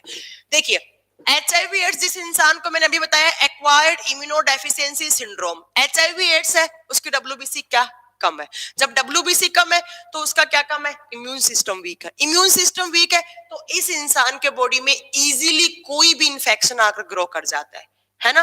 कोई भी इंफेक्शन आएगा, WBC कम है तो वो मारेगा नहीं इन्फेक्शन को, WBC काम ही नहीं करेगा। तो इस इंसान को एक डिजीज नहीं, जिस इंसान को HIV एड्स होता है उसके अंदर क्लस्टर ऑफ डिजीज होती हैं, बहुत सारी बीमारियां एक साथ आ जाती हैं, क्योंकि सिंड्रोम वर्ड का मैंने मतलब बताया ना, cluster of disease, group of disease, बहुत सारी बीमारी एक साथ है। तो जिस इंसान को HIV एड्स रहता है उसको TB भी हो सकता है, नॉर्मली जुकाम खांसी तो होता ही होता है, ठीक है, ये तो होता ही रहेगा। उसके बाद देखिए, अगर HIV एड्स है, इसका इलाज तो नहीं है, बट हाँ थोड़ा बहुत इंसान का इम्यून सिस्टम स्ट्रॉन्ग करने के लिए एक ड्रग दी जाती है। ड्रग जो आप सोच रहे हैं वो वाला ड्रग नहीं है, हाँ वो वाला ड्रग नहीं है। ड्रग का मतलब है हैवी मेडिसिन, कोई एक हैवी मेडिसिन दे रहे हैं। कौन सी ड्रग दी जाती है ये भी आपको याद रखना है। इस ड्रग का नाम होता है एजिडोथाइमिडीन, एजिडोथाइमिडीन। अब ये ड्रग क्या करेगी, ये ड्रग HIV वायरस को मारेगी नहीं, बट हाँ थोड़ी बहुत आपकी जो WBCs है उनको इंक्रीज करने में हेल्प करती है। तो इंसान क्या आता है, थोड़ा बहुत उसका इम्यून सिस्टम स्ट्रांग रहता है तो बाहर से कोई बैक्टीरिया वायरस आकर उसको डिजीज कॉज नहीं कर सकता। इतनी सारी बातें याद रखना। पहली बात याद रखना, HIV की फुल फॉर्म क्या होती है, human immunodeficiency virus. Ads acquired immunodeficiency syndrome, syndrome का मतलब ग्रुप ऑफ डिजीज या क्लस्टर ऑफ डिजीज, मतलब बहुत सारी बताऊंगी सर आप पे, विनीत जी मैं आऊंगी आप पे। और एड्स का मतलब क्या होता है, सिंड्रोम, सिंड्रोम का मतलब क्या होता है, क्लस्टर ऑफ डिजीज। नेक्स्ट आपसे पूछे HIV वाले वायरस को ग्रो करने के लिए कौन सा लिक्विड मीडियम चाहिए, ब्लड चाहिए। ब्लड में कौन सी सेल्स को खत्म करता है, WBC, तो कौन सी ब्लड सेल्स डिक्रीज होगी, WBC। HIV एड्स कौन सी कंट्री से आया था, USA, कब, 1981 में। इंडिया में कब आया, 1986 में। कैसे हो सकता है, तो 4 रीजन है। पहला, मम्मी के ब्लड से बच्चे के ब्लड में। नेक्स्ट, इन्फेक्टेड नीडल से, जो इन्फेक्टेड नीडल्स होती है, मतलब एक इंसान को नीडल लगाई दूसरे को चली गए, हो गया। सेक्सुअल कांटेक्ट से और ब्लड के ट्रांसफ्यूजन से। कौन सी ड्रग दी जाती है, तो एजिडोथाइमिडीन। कोई HIV एड्स का इलाज नहीं है, बट हाँ उसका थोड़ा सा इम्यून सिस्टम स्ट्रॉन्ग करने के लिए डॉक्टर उसको रेगुलर एक ड्रग खाने को बोलते हैं, एजिडोथाइमिडीन। कौन सा टेस्ट करते हैं, तो एलिजा, एंजाइम लिंक्ड इम्यूनोसॉर्बेंट ऐसे। अब देखो जो आप बोल रहे थे विनीत जी, वो मैं भी बता देती हूँ कि मच्छर में नहीं, मच्छर से नहीं हो सकता। एक बार CPO के पेपर में एक क्वेश्चन की लैंग्वेज ऐसे आई, देखिए एज इट इज मैं आपको लैंग्वेज बताती हूँ कि मान लीजिए आप गोलगप्पे खाने जाते हैं और जो आपको गोलगप्पा खिला रहा होता है उस इंसान के बॉडी में HIV वायरस होता है, उसको HIV एड्स होता है, ठीक है। तो उस इंसान ने जो गोलगप्पा खिला रहा था वो प्याज काट रहा था, तो उसकी उंगली में कट लग गया, उंगली में कट निकला तो उसका ब्लड निकल गया। ब्लड निकलेगा साथ में क्या आएगा, HIV वायरस आएगा ही आएगा। उसने वही वाला ब्लड उसने मिला दिया जो आपको पानी पिला रहा है गोलगप्पे में, और वही गोलगप्पा आपने खा लिया, तो आपको क्या HIV एड्स हो जाएगा, हाँ जी बताइए, हो जाएगा। अगर आपको किसी एक, यस हिमांशु जी यस बोल रहे हैं आप, कैसे हो जाएगा, अगर किसी ऐसे इंसान से आपने गोलगप्पे खा लिए जिसको कट लग गया और कट लगने से उसके अंदर HIV एड्स वाला वायरस था और वही उसने पानी के अंदर डिसॉल्व कर दिया और आपको HIV एड्स हो जाएगा। हाँ जो यस बोल रहे हैं बिल्कुल गलत बोल रहे हैं, नहीं हो सकता। कैसे नहीं हो सकता, मैंने क्या कहा है अभी, ब्लड से ट्रांसफ्यूजन होगा तभी जाकर आपको HIV एड्स होगा, लार मार देगा। हाँ देखिए जैसे ही आपने गोलगप्पा खाया, कहाँ खाया, माउथ में, माउथ से कहाँ चला गया, ईसोफेगस, फूड पाइप में, फूड पाइप से कहाँ गया, स्टमक में, स्टमक से कहाँ गया, स्मॉल इंटेस्टाइन, स्मॉल इंटेस्टाइन से कहाँ गया, लार्ज इंटेस्टाइन। तो उसको ब्लड कहाँ मिला, उस माउथ में कोई ब्लड थोड़ी ना होता है, स्मॉल इंटेस्टाइन में कोई ब्लड थोड़ी ना होता है, स्टमक में कोई ब्लड थोड़ी ना होता है, तो उसको ब्लड कहाँ मिला, उसको खाना ही नहीं मिला, तो कैसे सर्वाइव कर जाएगा, तो नहीं करेगा, तो नहीं करेगा। हाँ एक केस में कर सकता है, आपके मुंह में छाले हो रखे हैं, उन छालों से ब्लड निकल गया, आपको इंटरनली ब्लीडिंग हो गई, आपके स्टमक में ब्लीडिंग हो गई है, कोई स्टमक में इंटरनली कट लग चुका है, उसमें आपका क्या निकल गया, उसके अंदर आपका खून निकल गया, खून मिल गया उसको, तो हो जाएगा। हाँ तब हो सकता है अगर स्टमक में कोई इंजरी हो या आपकी स्मॉल इंटेस्टाइन में कोई इंजरी हो, लार्ज इंटेस्टाइन में कोई इंजरी हो, तो हो सकता है, बाकी नहीं होगा, ठीक है। बोलूं आगे, phagocytes killed it, buccal cavity mouth को, हाँ जी बकल कैविटी माउथ कैविटी को ही बोलते हैं, एक ही बात है, माउथ वाले पार्ट को ही बोलते हैं बकल कैविटी। हाँ नेक्स्ट देखिए, तो डब्ल्यूबीसी में इतनी सारी बातें याद करनी है, एक बार रिपीट कर दूं सारी। डब्ल्यूबीसी का अदर नेम क्या होता है? ल्यूकोसाइट। मेल और फीमेल में डब्ल्यूबीसी इक्वल होती है। डब्ल्यूबीसी कहाँ बनती है? बोन मैरो में। डब्ल्यूबीसी का लाइफ स्पेन 2 से 4 दिन।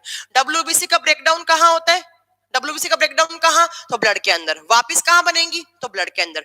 डब्ल्यूबीसी और आरबीसी का रेशियो क्या होता है? 600:1। कितनी होती है? तो थाउजेंड्स में। और ब्लड में लार्जेस्ट सेल पूछे तो डब्ल्यूबीसी, सबसे कम क्वांटिटी में पूछे तो डब्ल्यूबीसी। डब्ल्यूबीसी का काम तो इम्यून सिस्टम स्ट्रॉन्ग करना, बाहर से जो इन्फेक्शन आते हैं उनके अगेंस्ट फाइट करना। डब्ल्यूबीसी को कौन कौन सी सेल्स बोलते हैं? तो आपको पता ही है, सोल्जर सेल्स, पुलिस सेल्स बोल सकते हैं, बॉडीगार्ड सेल्स बोल सकते हैं, फाइटर सेल्स बोलते हैं। डब्ल्यूबीसी कितने टाइप की? 5 टाइप की। कौन कौन सी? Basophil, monocyte, lymphocyte, eosinophil, neutrophil. अगर पूछे सबसे ज्यादा डब्ल्यूबीसी, न्यूट्रोफिल। सबसे कम बेसोफिल। सबसे बड़ी मोनोसाइट, सबसे छोटी लिम्फोसाइट। आपसे पूछे बैक्टीरियल डिजीज के अगेंस्ट कौन सी डब्ल्यूबीसी फाइट करती है, तो कौन सी फाइट करेगी? पता है आपको, अपने आप याद कर लेना। एलर्जी के टाइम पर कौन सी फाइट करती है, तो याद रखना। एडवांस लेवल पे कौन सी याद करती है, तो वो भी हो जाएगा। मैम वीक में कम से कम 3 क्लास ले लीजिए। हाँ जी, मैंने आपको 1 वीक का शेड्यूल प्रोवाइड करवा दिया है। जो भी आपका जीएस का बैच होगा, शायद आपकी साइट में, आपकी ऐप में डल गया होगा, तो मेरी शायद 2 से 3 क्लास ही है उसमें। ठीक है। डब्ल्यूबीसी कम वाली स्टेज को क्या बोलेंगे हम? Leucopenia stage. डब्ल्यूबीसी ज्यादा वाली स्टेज को क्या बोलेंगे? ल्यूकेमिया। हो गया। नेक्स्ट चलूं अब थर्ड लिखो, प्लेटलेट्स। प्लेटलेट्स हिंदी में इनको बोलेंगे हम बिंबाणु। बिंबाणु, प्लेटलेट्स। मैम आपकी क्लासेस बहुत कम आती हैं, तो जीएस में सब्जेक्ट भी तो 6 पढ़ने होते हैं आपको। मेन जो सब्जेक्ट है वो 6 है, और 6 डेज होती हैं, और आपके 3 दिन तो आपकी हिस्ट्री फिक्स है, तो कैसे हो जाएगा? मैम एक रिक्वेस्ट है, विटामिन के केमिकल नेम। हाँ जी संदीप जी, मैं सारे पढ़ा दूंगी। विटामिन चैप्टर करवाऊंगी, सारे केमिकल नेम अच्छे से पढ़ाऊंगी। ठीक है, हर बुक में अलग अलग नाम है। जो एनसीईआरटी में लिखा है वो ही आपका करेक्ट आंसर है। किसी भी बुक में कुछ भी लिखो। Ma'am ji you read so clear and deep. अच्छा ठीक है, अब मैं पढ़ूं। मैम सबसे ज्यादा जरूरी बायो है। ठीक है, मैं ज्यादा क्लास ले लूंगी, अगले वीक से हो जाएगा। अब चुपचाप पढ़िएगा, बाद में कमेंट्स पढ़िएगा। ये कमेंट्स वमेंट्स तुम लोग मत किया करो। हाँ देखिए, प्लेटलेट्स। प्लेटलेट्स सेम आपको प्लेटलेट्स में पढ़ना है। जैसे आपने आरबीसी पढ़ा, जैसे आपने डब्ल्यूबीसी पढ़ा, वैसे आपको प्लेटलेट्स पढ़ना है। जैसे आरबीसी का अदर नेम क्या था? आप बोलोगे मैम कि एरिथ्रोसाइट। जैसे डब्ल्यूबीसी का अदर नेम क्या था? ल्यूकोसाइट। ऐसे प्लेटलेट्स को क्या बोलते हैं? प्लेटलेट्स को साइंस की लैंग्वेज में नाम दिया जाता है थ्रोम्बोसाइट। तो platelets are also known as thrombocyte. Thrombocyte, thrombocyte. देखिए साइट का मतलब क्या होता है? सेल। और थ्रोम्बो का मतलब होता है साइंस में क्लोट। क्लोट, ऐसी सेल्स जो क्लोट बनाती है उनको कहा जाता है क्या? प्लेटलेट्स। अब कितनी होनी चाहिए? तो मेल और फीमेल में इक्वल होंगी। कितनी? तो लिख लीजिए। बहुत बार रिपीट कर चुकी हूं कि लाखों में होती है प्लेटलेट्स। कितनी बार बोलूं? लाखों में होती है। लिखो कितनी? तो 4.5 to 5.5 लाख पर 100 ml HB। 100 मिलीलीटर हेमोग्लोबिन में 4.5 से 5.5 लाख होनी चाहिए। अच्छा मैम, मैंने तो मे बी क्लासेस के पहला कमेंट किया है, mostly I missed online classes. कोई बात नहीं अजय जी, कोई बात नहीं। आप ही तो लिख रहे हो अजय जी, मैम आपकी क्लासेस बहुत कम होती हैं। आप ही लिख रहे हो मैंने पहली क्लास अटेंड करी है, तो आपके लिए तो कम होंगी ना। हाँ देखिए, मेल फीमेल में इक्वल होती है। कितनी? तो लाखों में होती है। नेक्स्ट देखो कहां बनती है, तो ये भी कहां बनेंगी? बोन मैरो में। ये मैं जल्दी जल्दी रिपीट कर देती हूँ, सारे आपको वैसे तो याद हो ही गए होंगे। ये भी कहां बनेंगी? बोन मैरो में।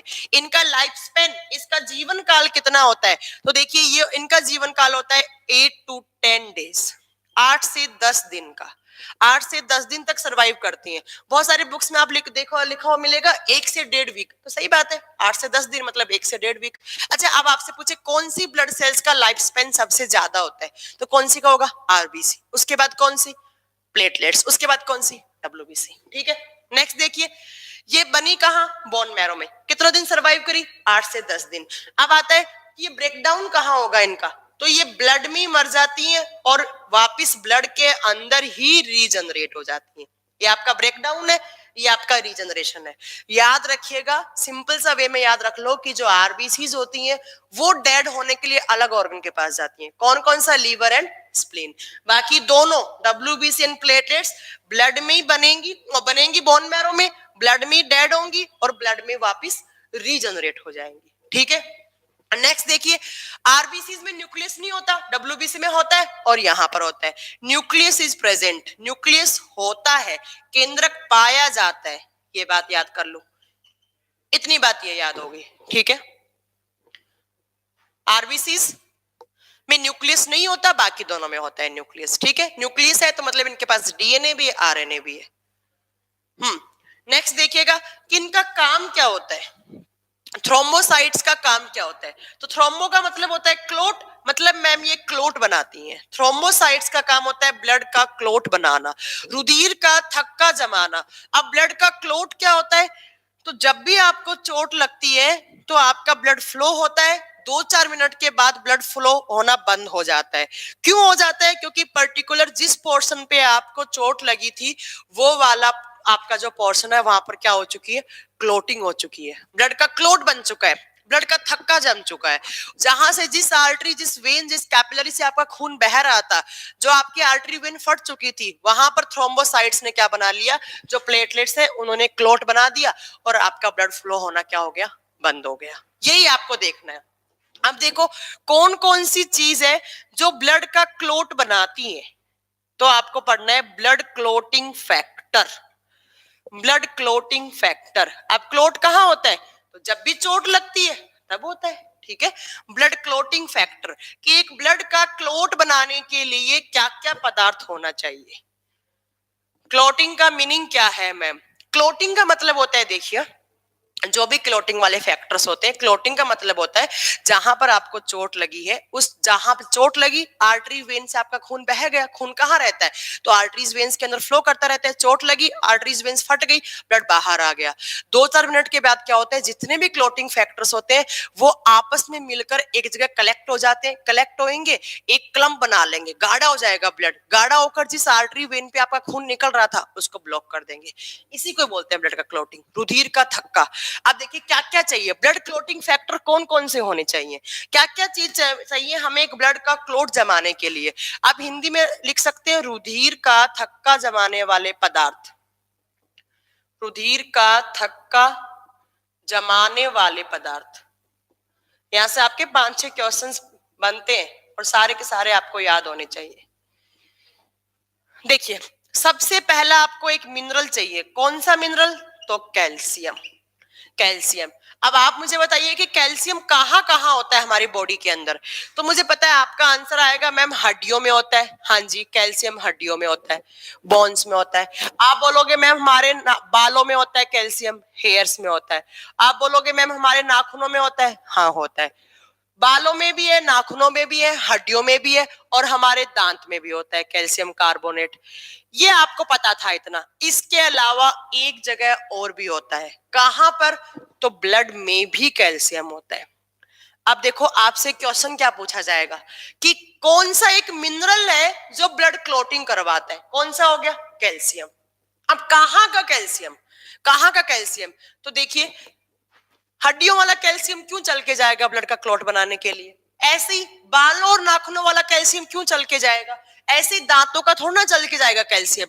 तो कहाँ का ब्लड क्लॉट कहाँ बनना है, ब्लड में। तो ब्लड में जो कैल्शियम है वो क्या बनाता है, आपका क्लोटिंग बनाता है। तो याद रखना कैल्शियम मिनरल हेल्पफुल होता है किसमें, तो क्लोटिंग करवाने। कौन सा कैल्शियम, कहाँ का कैल्शियम, ब्लड का। नेक्स्ट आपको चाहिए एक विटामिन, कौन सा विटामिन, एक विटामिन चाहिए, एक विटामिन चाहिए, तो विटामिन के, विटामिन के। अब विटामिन के होते हैं केमिकल नेम, रासायनिक नाम, जैसे आपने सुना होगा vitamin A is also known as retinol, vitamin B को थायमिन बोलते हैं, सी को स्कॉर्बिक एसिड बोलते हैं, डी को क्या बोलते हैं, कैल्सिफेरॉल बोलते हैं। तो ऐसी के को बोलते हैं, के को क्या बोलते हैं, तो के का नाम होता है फाइलोक्वेनिन, फाइलोक्वेनिन।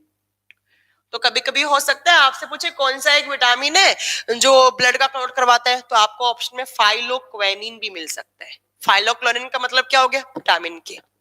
नेक्स्ट देखो, आपको क्या चाहिए? कुछ प्रोटीन्स चाहिए। कौन कौन से प्रोटीन्स? तो वो प्रोटीन्स जो ब्लड का क्लोट बनाते हैं। अब याद कीजिए प्लाज्मा वाला पार्ट, मैंने प्लाज्मा में आपको बताया था कि प्लाज्मा में 9% में कुछ प्रोटीन्स होते हैं। कौन कौन से? तो याद कीजिए, thrombin, prothrombin, fibrin, fibrinogen proteins. तो मैंने कहा था ये सब क्या काम करते हैं? ब्लड का क्लोट बनाते हैं। अब कैसे? मैम वो तो प्लाज्मा है, आप बात कर रहे हो प्लेटलेट्स की। तो याद करो पहली क्लास ब्लड की, जब मैंने बताया था कि प्लाज्मा क्या होता है, तो मैंने बताया था जब आप ब्लड में से आरबीसी माइनस करते हो तो जितना भी पार्ट बचता है उसको क्या बोलते हैं? प्लाज्मा। तो प्लाज्मा में कौन सी सेल्स नहीं है? आरबीसी। और कौन कौन सी है? WBC and platelets. तो ऑब्वियस सी बात है, प्लाज्मा में जब प्लेटलेट्स है तो प्लाज्मा में जो चीज है वो किसके पास भी होगी? प्लेटलेट्स के पास भी होगी। तो वो सारे के सारे प्रोटीन्स जो आपने इस प्लाज्मा में 9% में पढ़े थे, वही 9% वाले प्रोटीन्स आपको यहाँ लिखने हैं। कौन कौन से? तो मैं लिख देती हूँ नाम। Number 1 is thrombin protein. Number 1 is thrombin protein. Number 2 is prothrombin protein. Prothrombin, thrombin, prothrombin. Number 3 is fibrin protein. Fibrin protein. Number 4 is fibrinogen protein. Fibrinogen protein. और नंबर 5 पे क्या लिखवाया था? Globulin protein. Globulin protein. इतने proteins, ठीक है। एक calcium कहाँ का? ब्लड का। एक विटामिन के, इतने सारे प्रोटीन्स। और याद करो लास्ट क्लास में मैंने बताया था इन पांचों में से मेन प्रोटीन कौन सा बताया था? Fibrinogen protein. तो main protein for blood clotting is fibrinogen protein. इतने प्रोटीन्स, इतना एक विटामिन, एक कैल्शियम मिलेगा तो क्या बनेगा? इसके नीचे आपको क्या लिखना है? Blood clot. रुधिर का थक्का जम जाएगा, ब्लड का क्लॉट जम जाएगा। कैसे?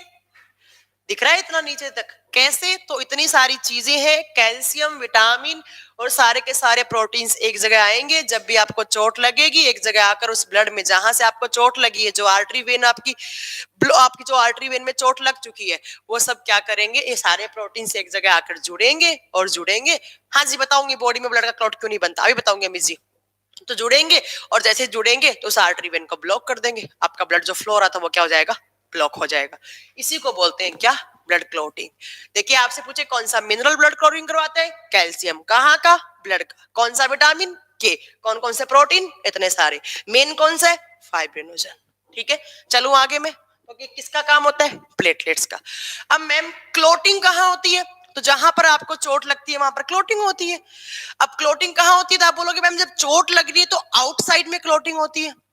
हाँ, जैसे अमित जी ने पूछा कि मैम जब इतनी सारी चीजें हमारे ब्लड के अंदर है, ये ब्लड के अंदर ही तो है, तो ब्लड के अंदर ही क्लॉटिंग क्यों नहीं हो जाता? मैम सही पूछा आपने, बहुत अच्छा क्वेश्चन पूछा आपने कि इतनी सारी जब आप फैक्टर ब्लड के अंदर है तो क्यों ना ब्लड के अंदर ही क्लॉटिंग हो गई। और जब ब्लड के अंदर ही क्लॉटिंग होगी तो कैसे सरवाइव करेंगे हम? मान लीजिए ये एक आर्टरी है और इस आर्टरी में ब्लड रहता है। आर्टरी में कैसा ब्लड रहता है? तो ऑक्सीजन वाला। तो देखिए यहां पर ही अंदर ब्लड का क्लॉट बन गया।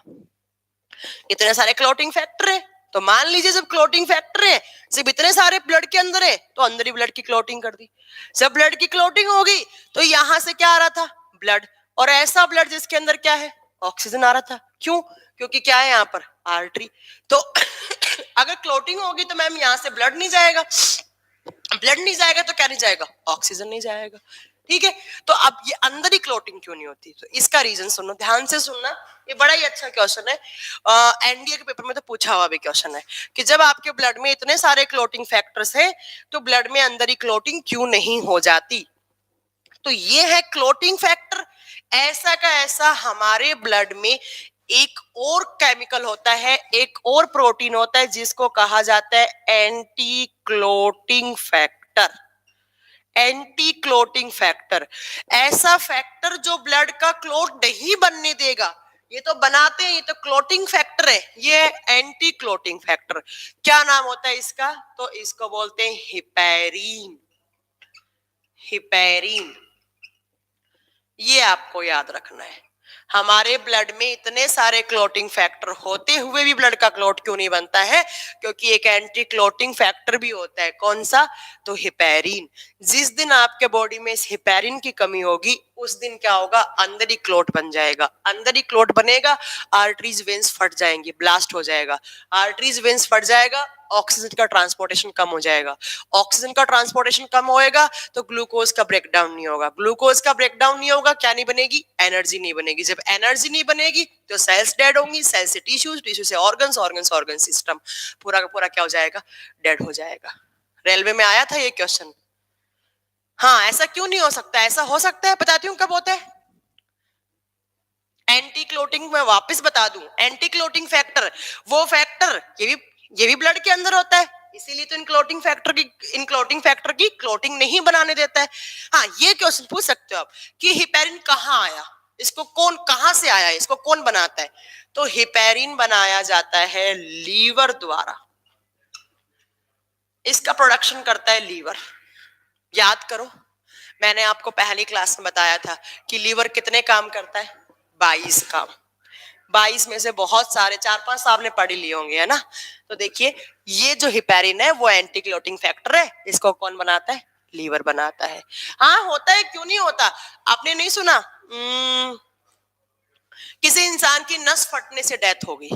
बहुत बार सुन रखा होगा कि एक फलाना इंसान है, उसकी नसें फट गई, उसकी नसें फट गई क्योंकि अंदर ही क्लोट बन गया उसका। डॉक्टर बोलता है कि उसके अंदर ही क्लोटिंग हो चुकी है। कैसे? ज्यादा अल्कोहल कंजप्शन से। अगर आपने ज्यादा अल्कोहल ले लिया, आपने बहुत ज्यादा अमाउंट में अल्कोहल ले लिया, अल्कोहल क्या करेगा बताइए आपको? अल्कोहल में क्या होते हैं? टॉक्सिक एलिमेंट होते हैं। तो जो अल्कोहल के अंदर जो टॉक्सिक एलिमेंट्स हैं वो कहां पर आकर जम जाते हैं? लीवर के अंदर। अल्कोहल किसको इफेक्ट करती है? लीवर को। हाँ, हार्ट अटैक आ जाता है, बताती हूँ, सुन तो लीजिए, बता रही हूँ मैं।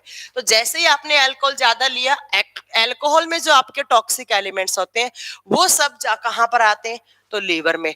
जैसे ही लीवर में आकर डिपॉजिट होंगे तो लीवर क्या करेगा? लीवर धीरे धीरे धीरे आपका डैमेज होने लगेगा। जब लीवर डैमेज होएगा तो किसका प्रोडक्शन नहीं होगा? हिपेरिन का। जब हिपेरिन का प्रोडक्शन नहीं है तो ये क्या हो जाएंगे? क्लोटिंग फैक्टर क्या बनाएंगे? अंदर ही क्लोट बनाएंगे। क्लोट अंदर ही बना तो ये एक दिन क्या होगा? इसमें क्लोट बन गया, यहाँ पर बहुत सारे क्लोटिंग हो गई, ये आर्टरी ब्लॉक हो गई। जब आर्टरी ब्लॉक हो गई तो क्या होगा? ये आर्टरी फट जाएगी, ब्लास्ट कर जाएगी, खून बाहर आ जाएगा सारा का सारा, ऑक्सीजन खत्म हो जाएगा सारे ऑर्गन्स के बीच में जाना, और इंसान को क्या आएगा? हार्ट अटैक आएगा, इंसान की डेथ हो जाएगी। मैम, स्ट्रोक कब होता है? स्ट्रोक का मतलब होता है ऑर्गन्स जाम होना। जब ऑर्गन जाम होते हैं। स्ट्रोक कब होता है? जब आपका बीपी लो होता है। बताऊंगी, मैं आऊंगी इस बात पे, तब होता है। ठीक है, तो याद रखिएगा, हिपेरिन क्या होता है? एंटी क्लोटिंग एजेंट या एंटी क्लोटिंग प्रोटीन बोल सकते हैं, प्रोटीन की फॉर्म में होता है ये। कौन बनाता है? लीवर। और क्लोटिंग फैक्टर्स क्या होते हैं? इतने सारे। चलूं अब आगे। तो प्लेटलेट्स का काम क्या होता है? बिहार में शराब बंद है। अच्छा, तभी बिहार के लोग ताड़ी यूज करते हैं ना शराब की जगह। कोई बंद नहीं है, बंद तो गुजरात में भी है ना? हुई क्या कभी बंद? हाँ, मैंने सुना है कि बिहार के लोग अल्कोहल की जगह ताड़ी लेते हैं। ताड़ी होता है, कहाँ से बनता है ताड़ी से? आपका तो पता होगा पीयूष जी। जो खजूर का पेड़ होता है, तो खजूर के पेड़ से बोलते हैं कि एक रस टपकता है। अगर आपने सनलाइट पड़ने से पहले पहले, हाँ जी, ताड़ी यूपी में, बिहार में नहीं चलता। हाँ, तो क्या करते हैं कि खजूर के पेड़ से एक रस टपकता है, अगर आपने सनलाइट पड़ने से पहले पिया तो वो जूस का काम करता है, और अगर आपने सनलाइट पड़ने के बाद में पिया तो वो अल्कोहल का काम करता है। अब मुझे तो पता नहीं, आप लोगों को पता होगा, आपने कभी पिया? हाँ, अच्छा, आपने पिया है ताड़ी? अरे वाह रवि जी, बहुत अच्छा काम किया आपने। आगे चलूं, आप लिखो डिजीज ऑफ प्लेटलेट्स। रात को मटके में लगा देते हैं।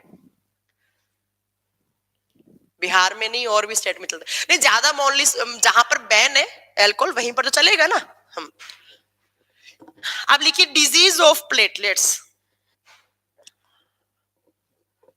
डिजीज ऑफ प्लेटलेट्स मतलब प्लेटलेट्स की वजह से कौन कौन सी बीमारियां हो सकती हैं? प्लेटलेट्स की बीमारियां।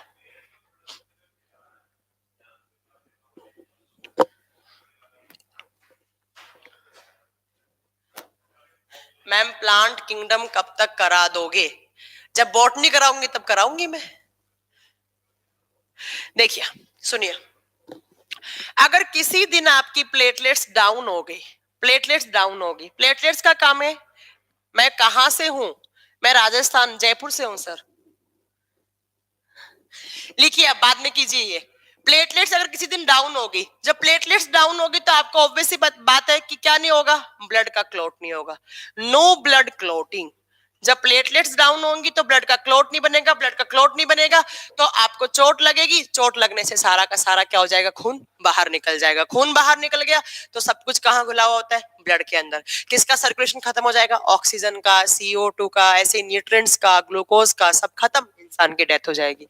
अब किसी दिन अगर प्लेटलेट्स बहुत ज्यादा हो गई, मैंने जो आपको क्वांटिटी लिखवाई उससे बहुत ज्यादा इंक्रीज हो गई, तो क्या हो जाएगा देखिए। तो उस स्टेज को डॉक्टर कहते हैं कि आप थ्रोम्बोब्लास्टिस स्टेज में चल रहे हैं। थ्रोम्बोब्लास्टिस, थ्रोम्बोब्लास्टिस क्या होता है?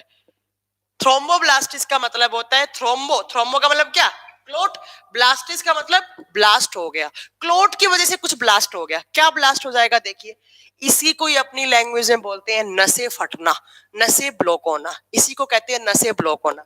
कैसे? थ्रोम्बोब्लास्टिस का मतलब है इतनी ज्यादा प्लेटलेट्स हो गई, इतने ज्यादा क्लोटिंग फैक्टर हो गए, इतने ज्यादा जब क्लोटिंग फैक्टर हो गए मतलब एंटी क्लोटिंग फैक्टर कम हो गया, एंटी क्लोटिंग फैक्टर कम हो गया मतलब क्लोटिंग फैक्टर्स ज्यादा हो गए, इतने ज्यादा फैक्टर हो गए कि अंदर ही क्लोटिंग हो गई। कहां पर? तो आर्टरीज और वेन्स में। तो थ्रोम्बोब्लास्टिस का मतलब होता है आर्टरीज और वेन्स में ही क्लोटिंग होना, धमनियों और सिराओं में ही क्लोट बन जाना, अंदर ही क्लोटिंग, धमनियों और सिराओं में क्लोट हो जाना, सिराओं में क्लोट हो गया। देखिए कैसे, ये आर्टरी है, वेन है, अभी बताया मैंने, जब हिपैरिन कम है, क्लॉटिंग फैक्टर ज्यादा है, तो ये लो नसें ब्लॉक होगी, नसें ब्लॉक, ऑक्सीजन कम, हार्ट से ऑक्सीजन जाएगा नहीं, ऑक्सीजन जाएगा नहीं, सारे ऑर्गन्स के बीच में क्या होंगे, ऑर्गन जाम होने लग जाएंगे, ब्लड का सर्कुलेशन रुक जाएगा, ब्लड का सर्कुलेशन रुकेगा, हार्ट अटैक आ जाएगा। ठीक है, थ्रोम्बोब्लास्टिस मतलब थ्रोम्बो, क्लॉट की वजह से ब्लास्ट कर गई क्या, आर्टरीज और वेन्स। हमेशा क्लॉटिंग कहाँ होना चाहिए, आउटसाइड, आउटसाइड बोले तो जहां पर चोट लगी है वहां पर। जब भी इनसाइड क्लॉटिंग होगा तो क्या होगी, नसें फट जाएंगी, उस स्टेज को क्या बोलेंगे, थ्रोम्बोब्लास्टिस। ठीक है, एक डिजीज और, एक आपने नाम सुना होगा हीमोफीलिया, हीमोफीलिया, हीमोफीलिया, हीमोफीलिया या फिर हेमोफीलिया। देखिए हीमोफीलिया में क्या होता है, इसका एक नाम और होता है, इस डिजीज को बोला जाता है रॉयल डिजीज, शाही बीमारी, शाही बीमारी। बीमारियां भी रॉयल होती हैं, देखिए क्यों बोलते हैं, क्योंकि जो इंग्लैंड की महारानी क्वीन विक्टोरिया थी, उसका उसका जो पूरी फैमिली है उसमें ये हीमोफीलिया है। पूरी फैमिली में क्यों है, क्योंकि ये होता है एक जेनेटिक डिजीज, एक आनुवंशिक डिजीज है ये एक आनुवंशिक का मतलब समझते हैं, आगे से आगे ट्रांसफर होने वाला। तो क्वीन विक्टोरिया की फैमिली रॉयल है तो इस डिजीज को नाम बोल दिया रॉयल बीमारी, रॉयल डिजीज, ये आपको याद रखना है। ठीक है, हाँ, इस बीमारी में क्या होता है, पहला बात तो याद रखना है, हीमोफीलिया में हीमोफीलिया को रॉयल डिजीज भी बोलते हैं। क्यों? क्योंकि रॉयल खानदान में सबसे पहले हुई थी, रॉयल खानदान बोले तो जो क्वीन विक्टोरिया का खानदान था उसमें हुई थी सबसे पहले। और ये एक जेनेटिक डिजीज होती है, जेनेटिक का मतलब होता है आगे से आगे ट्रांसफर होने वाली, mother to child, child to child, child to child, ऐसे आगे से आगे अनुवांशिक ट्रांसफर होने वाली। इस बीमारी में क्या होता है, जो प्लेटलेट्स होती हैं उनका प्रोडक्शन डिक्रीज हो जाता है, प्रोडक्शन कम हो जाता है या बनती नहीं है, कभी कभी प्लेटलेट्स बनने ही नहीं। जब प्लेटलेट्स नहीं है क्या नहीं होगा, ब्लड का क्लॉट नहीं होगा। तो ऐसे इंसान को कभी चोट लगेगी जिसको हीमोफीलिया है तो उसमें क्या नहीं बनेगा, ब्लड का क्लॉट नहीं बनेगा, ब्लड का क्लॉट नहीं बना तो ऐसे इंसान को कभी चोट लगेगी तो उसकी क्या हो जाएगी, उसी टाइम पर ऑन द स्पॉट उसकी डेथ हो जाएगी। सारा ब्लड कहाँ आ जाएगा, बाहर आ जाएगा, ब्लड बाहर आ गया, ऑक्सीजन बाहर आ गया, ऑक्सीजन बाहर आ गया, बस सर्कुलेशन खत्म। ठीक है, इतनी सारी बातें आपको किस में याद रखनी है, प्लेटलेट्स में। एक बात और याद रखिए, एक नोट डालकर आपको एक पॉइंट लिखना है, in case of dengue and malaria platelets are decreased. Dengue और मलेरिया के समय प्लेटलेट्स की संख्या घट जाती है।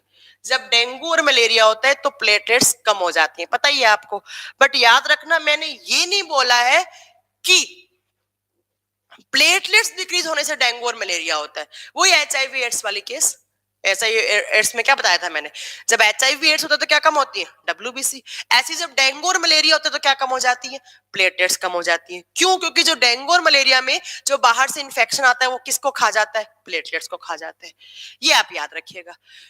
बता देती हूँ आपको थोड़ा सा कि कैसे होता है डेंगू, कैसे होता है। अगर मैं आपसे पूछूं डेंगू बीमारी कैसे होती है, आप क्या बोलेंगे, डेंगू किसके कारण होता है?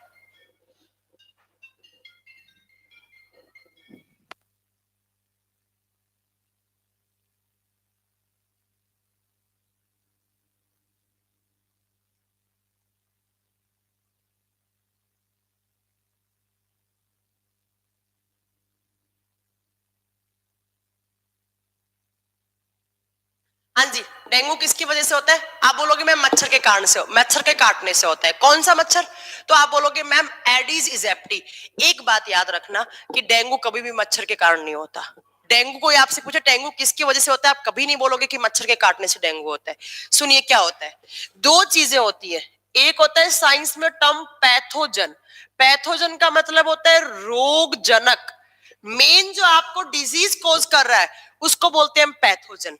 एक होता है वेक्टर साइंस में, वेक्टर का मतलब होता है वाहक, मतलब जो पैथोजन किसके अंदर रहता है उसको क्या बोलेंगे हम, vector.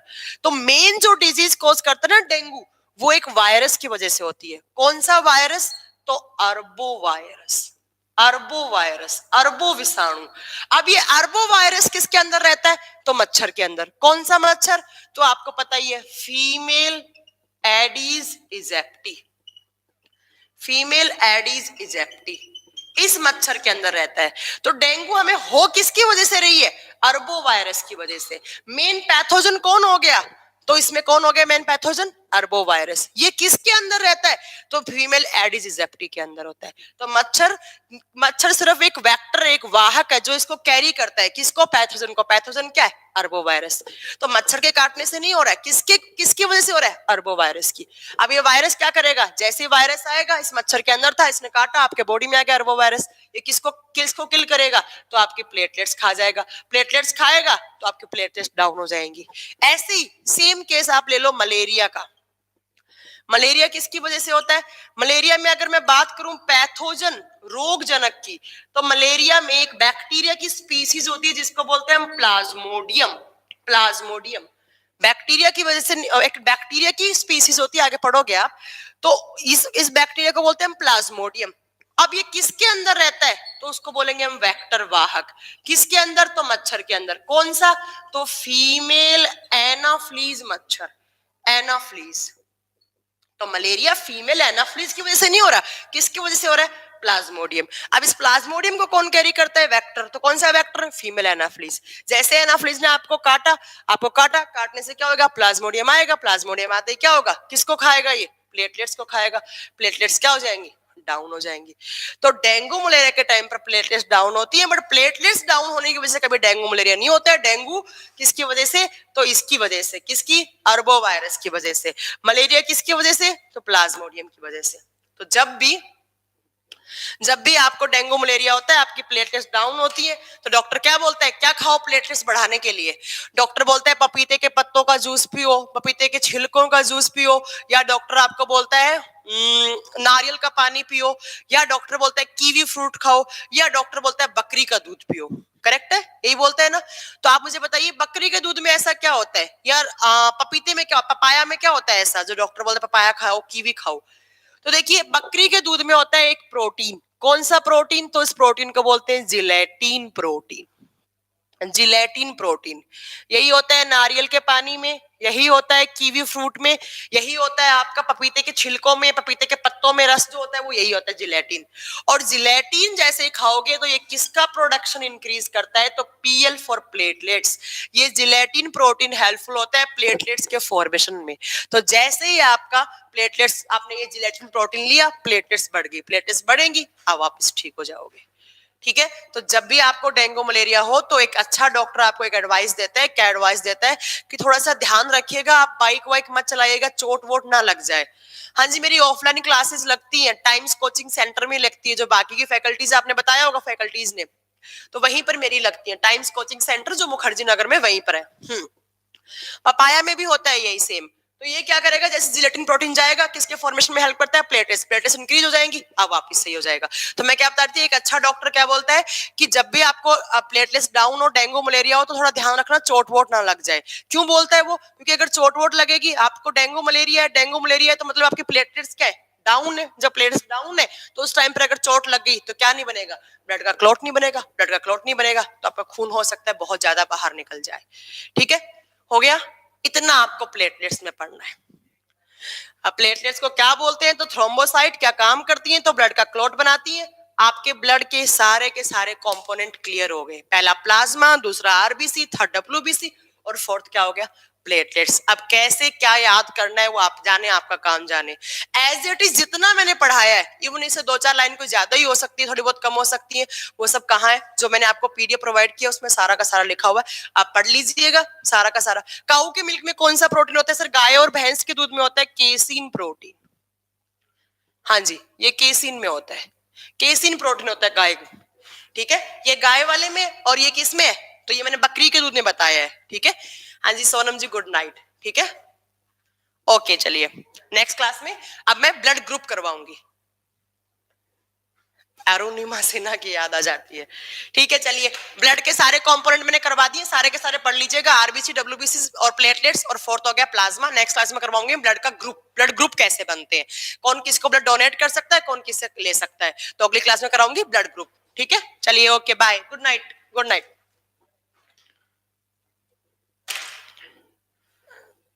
Thank you so much, good night, good night.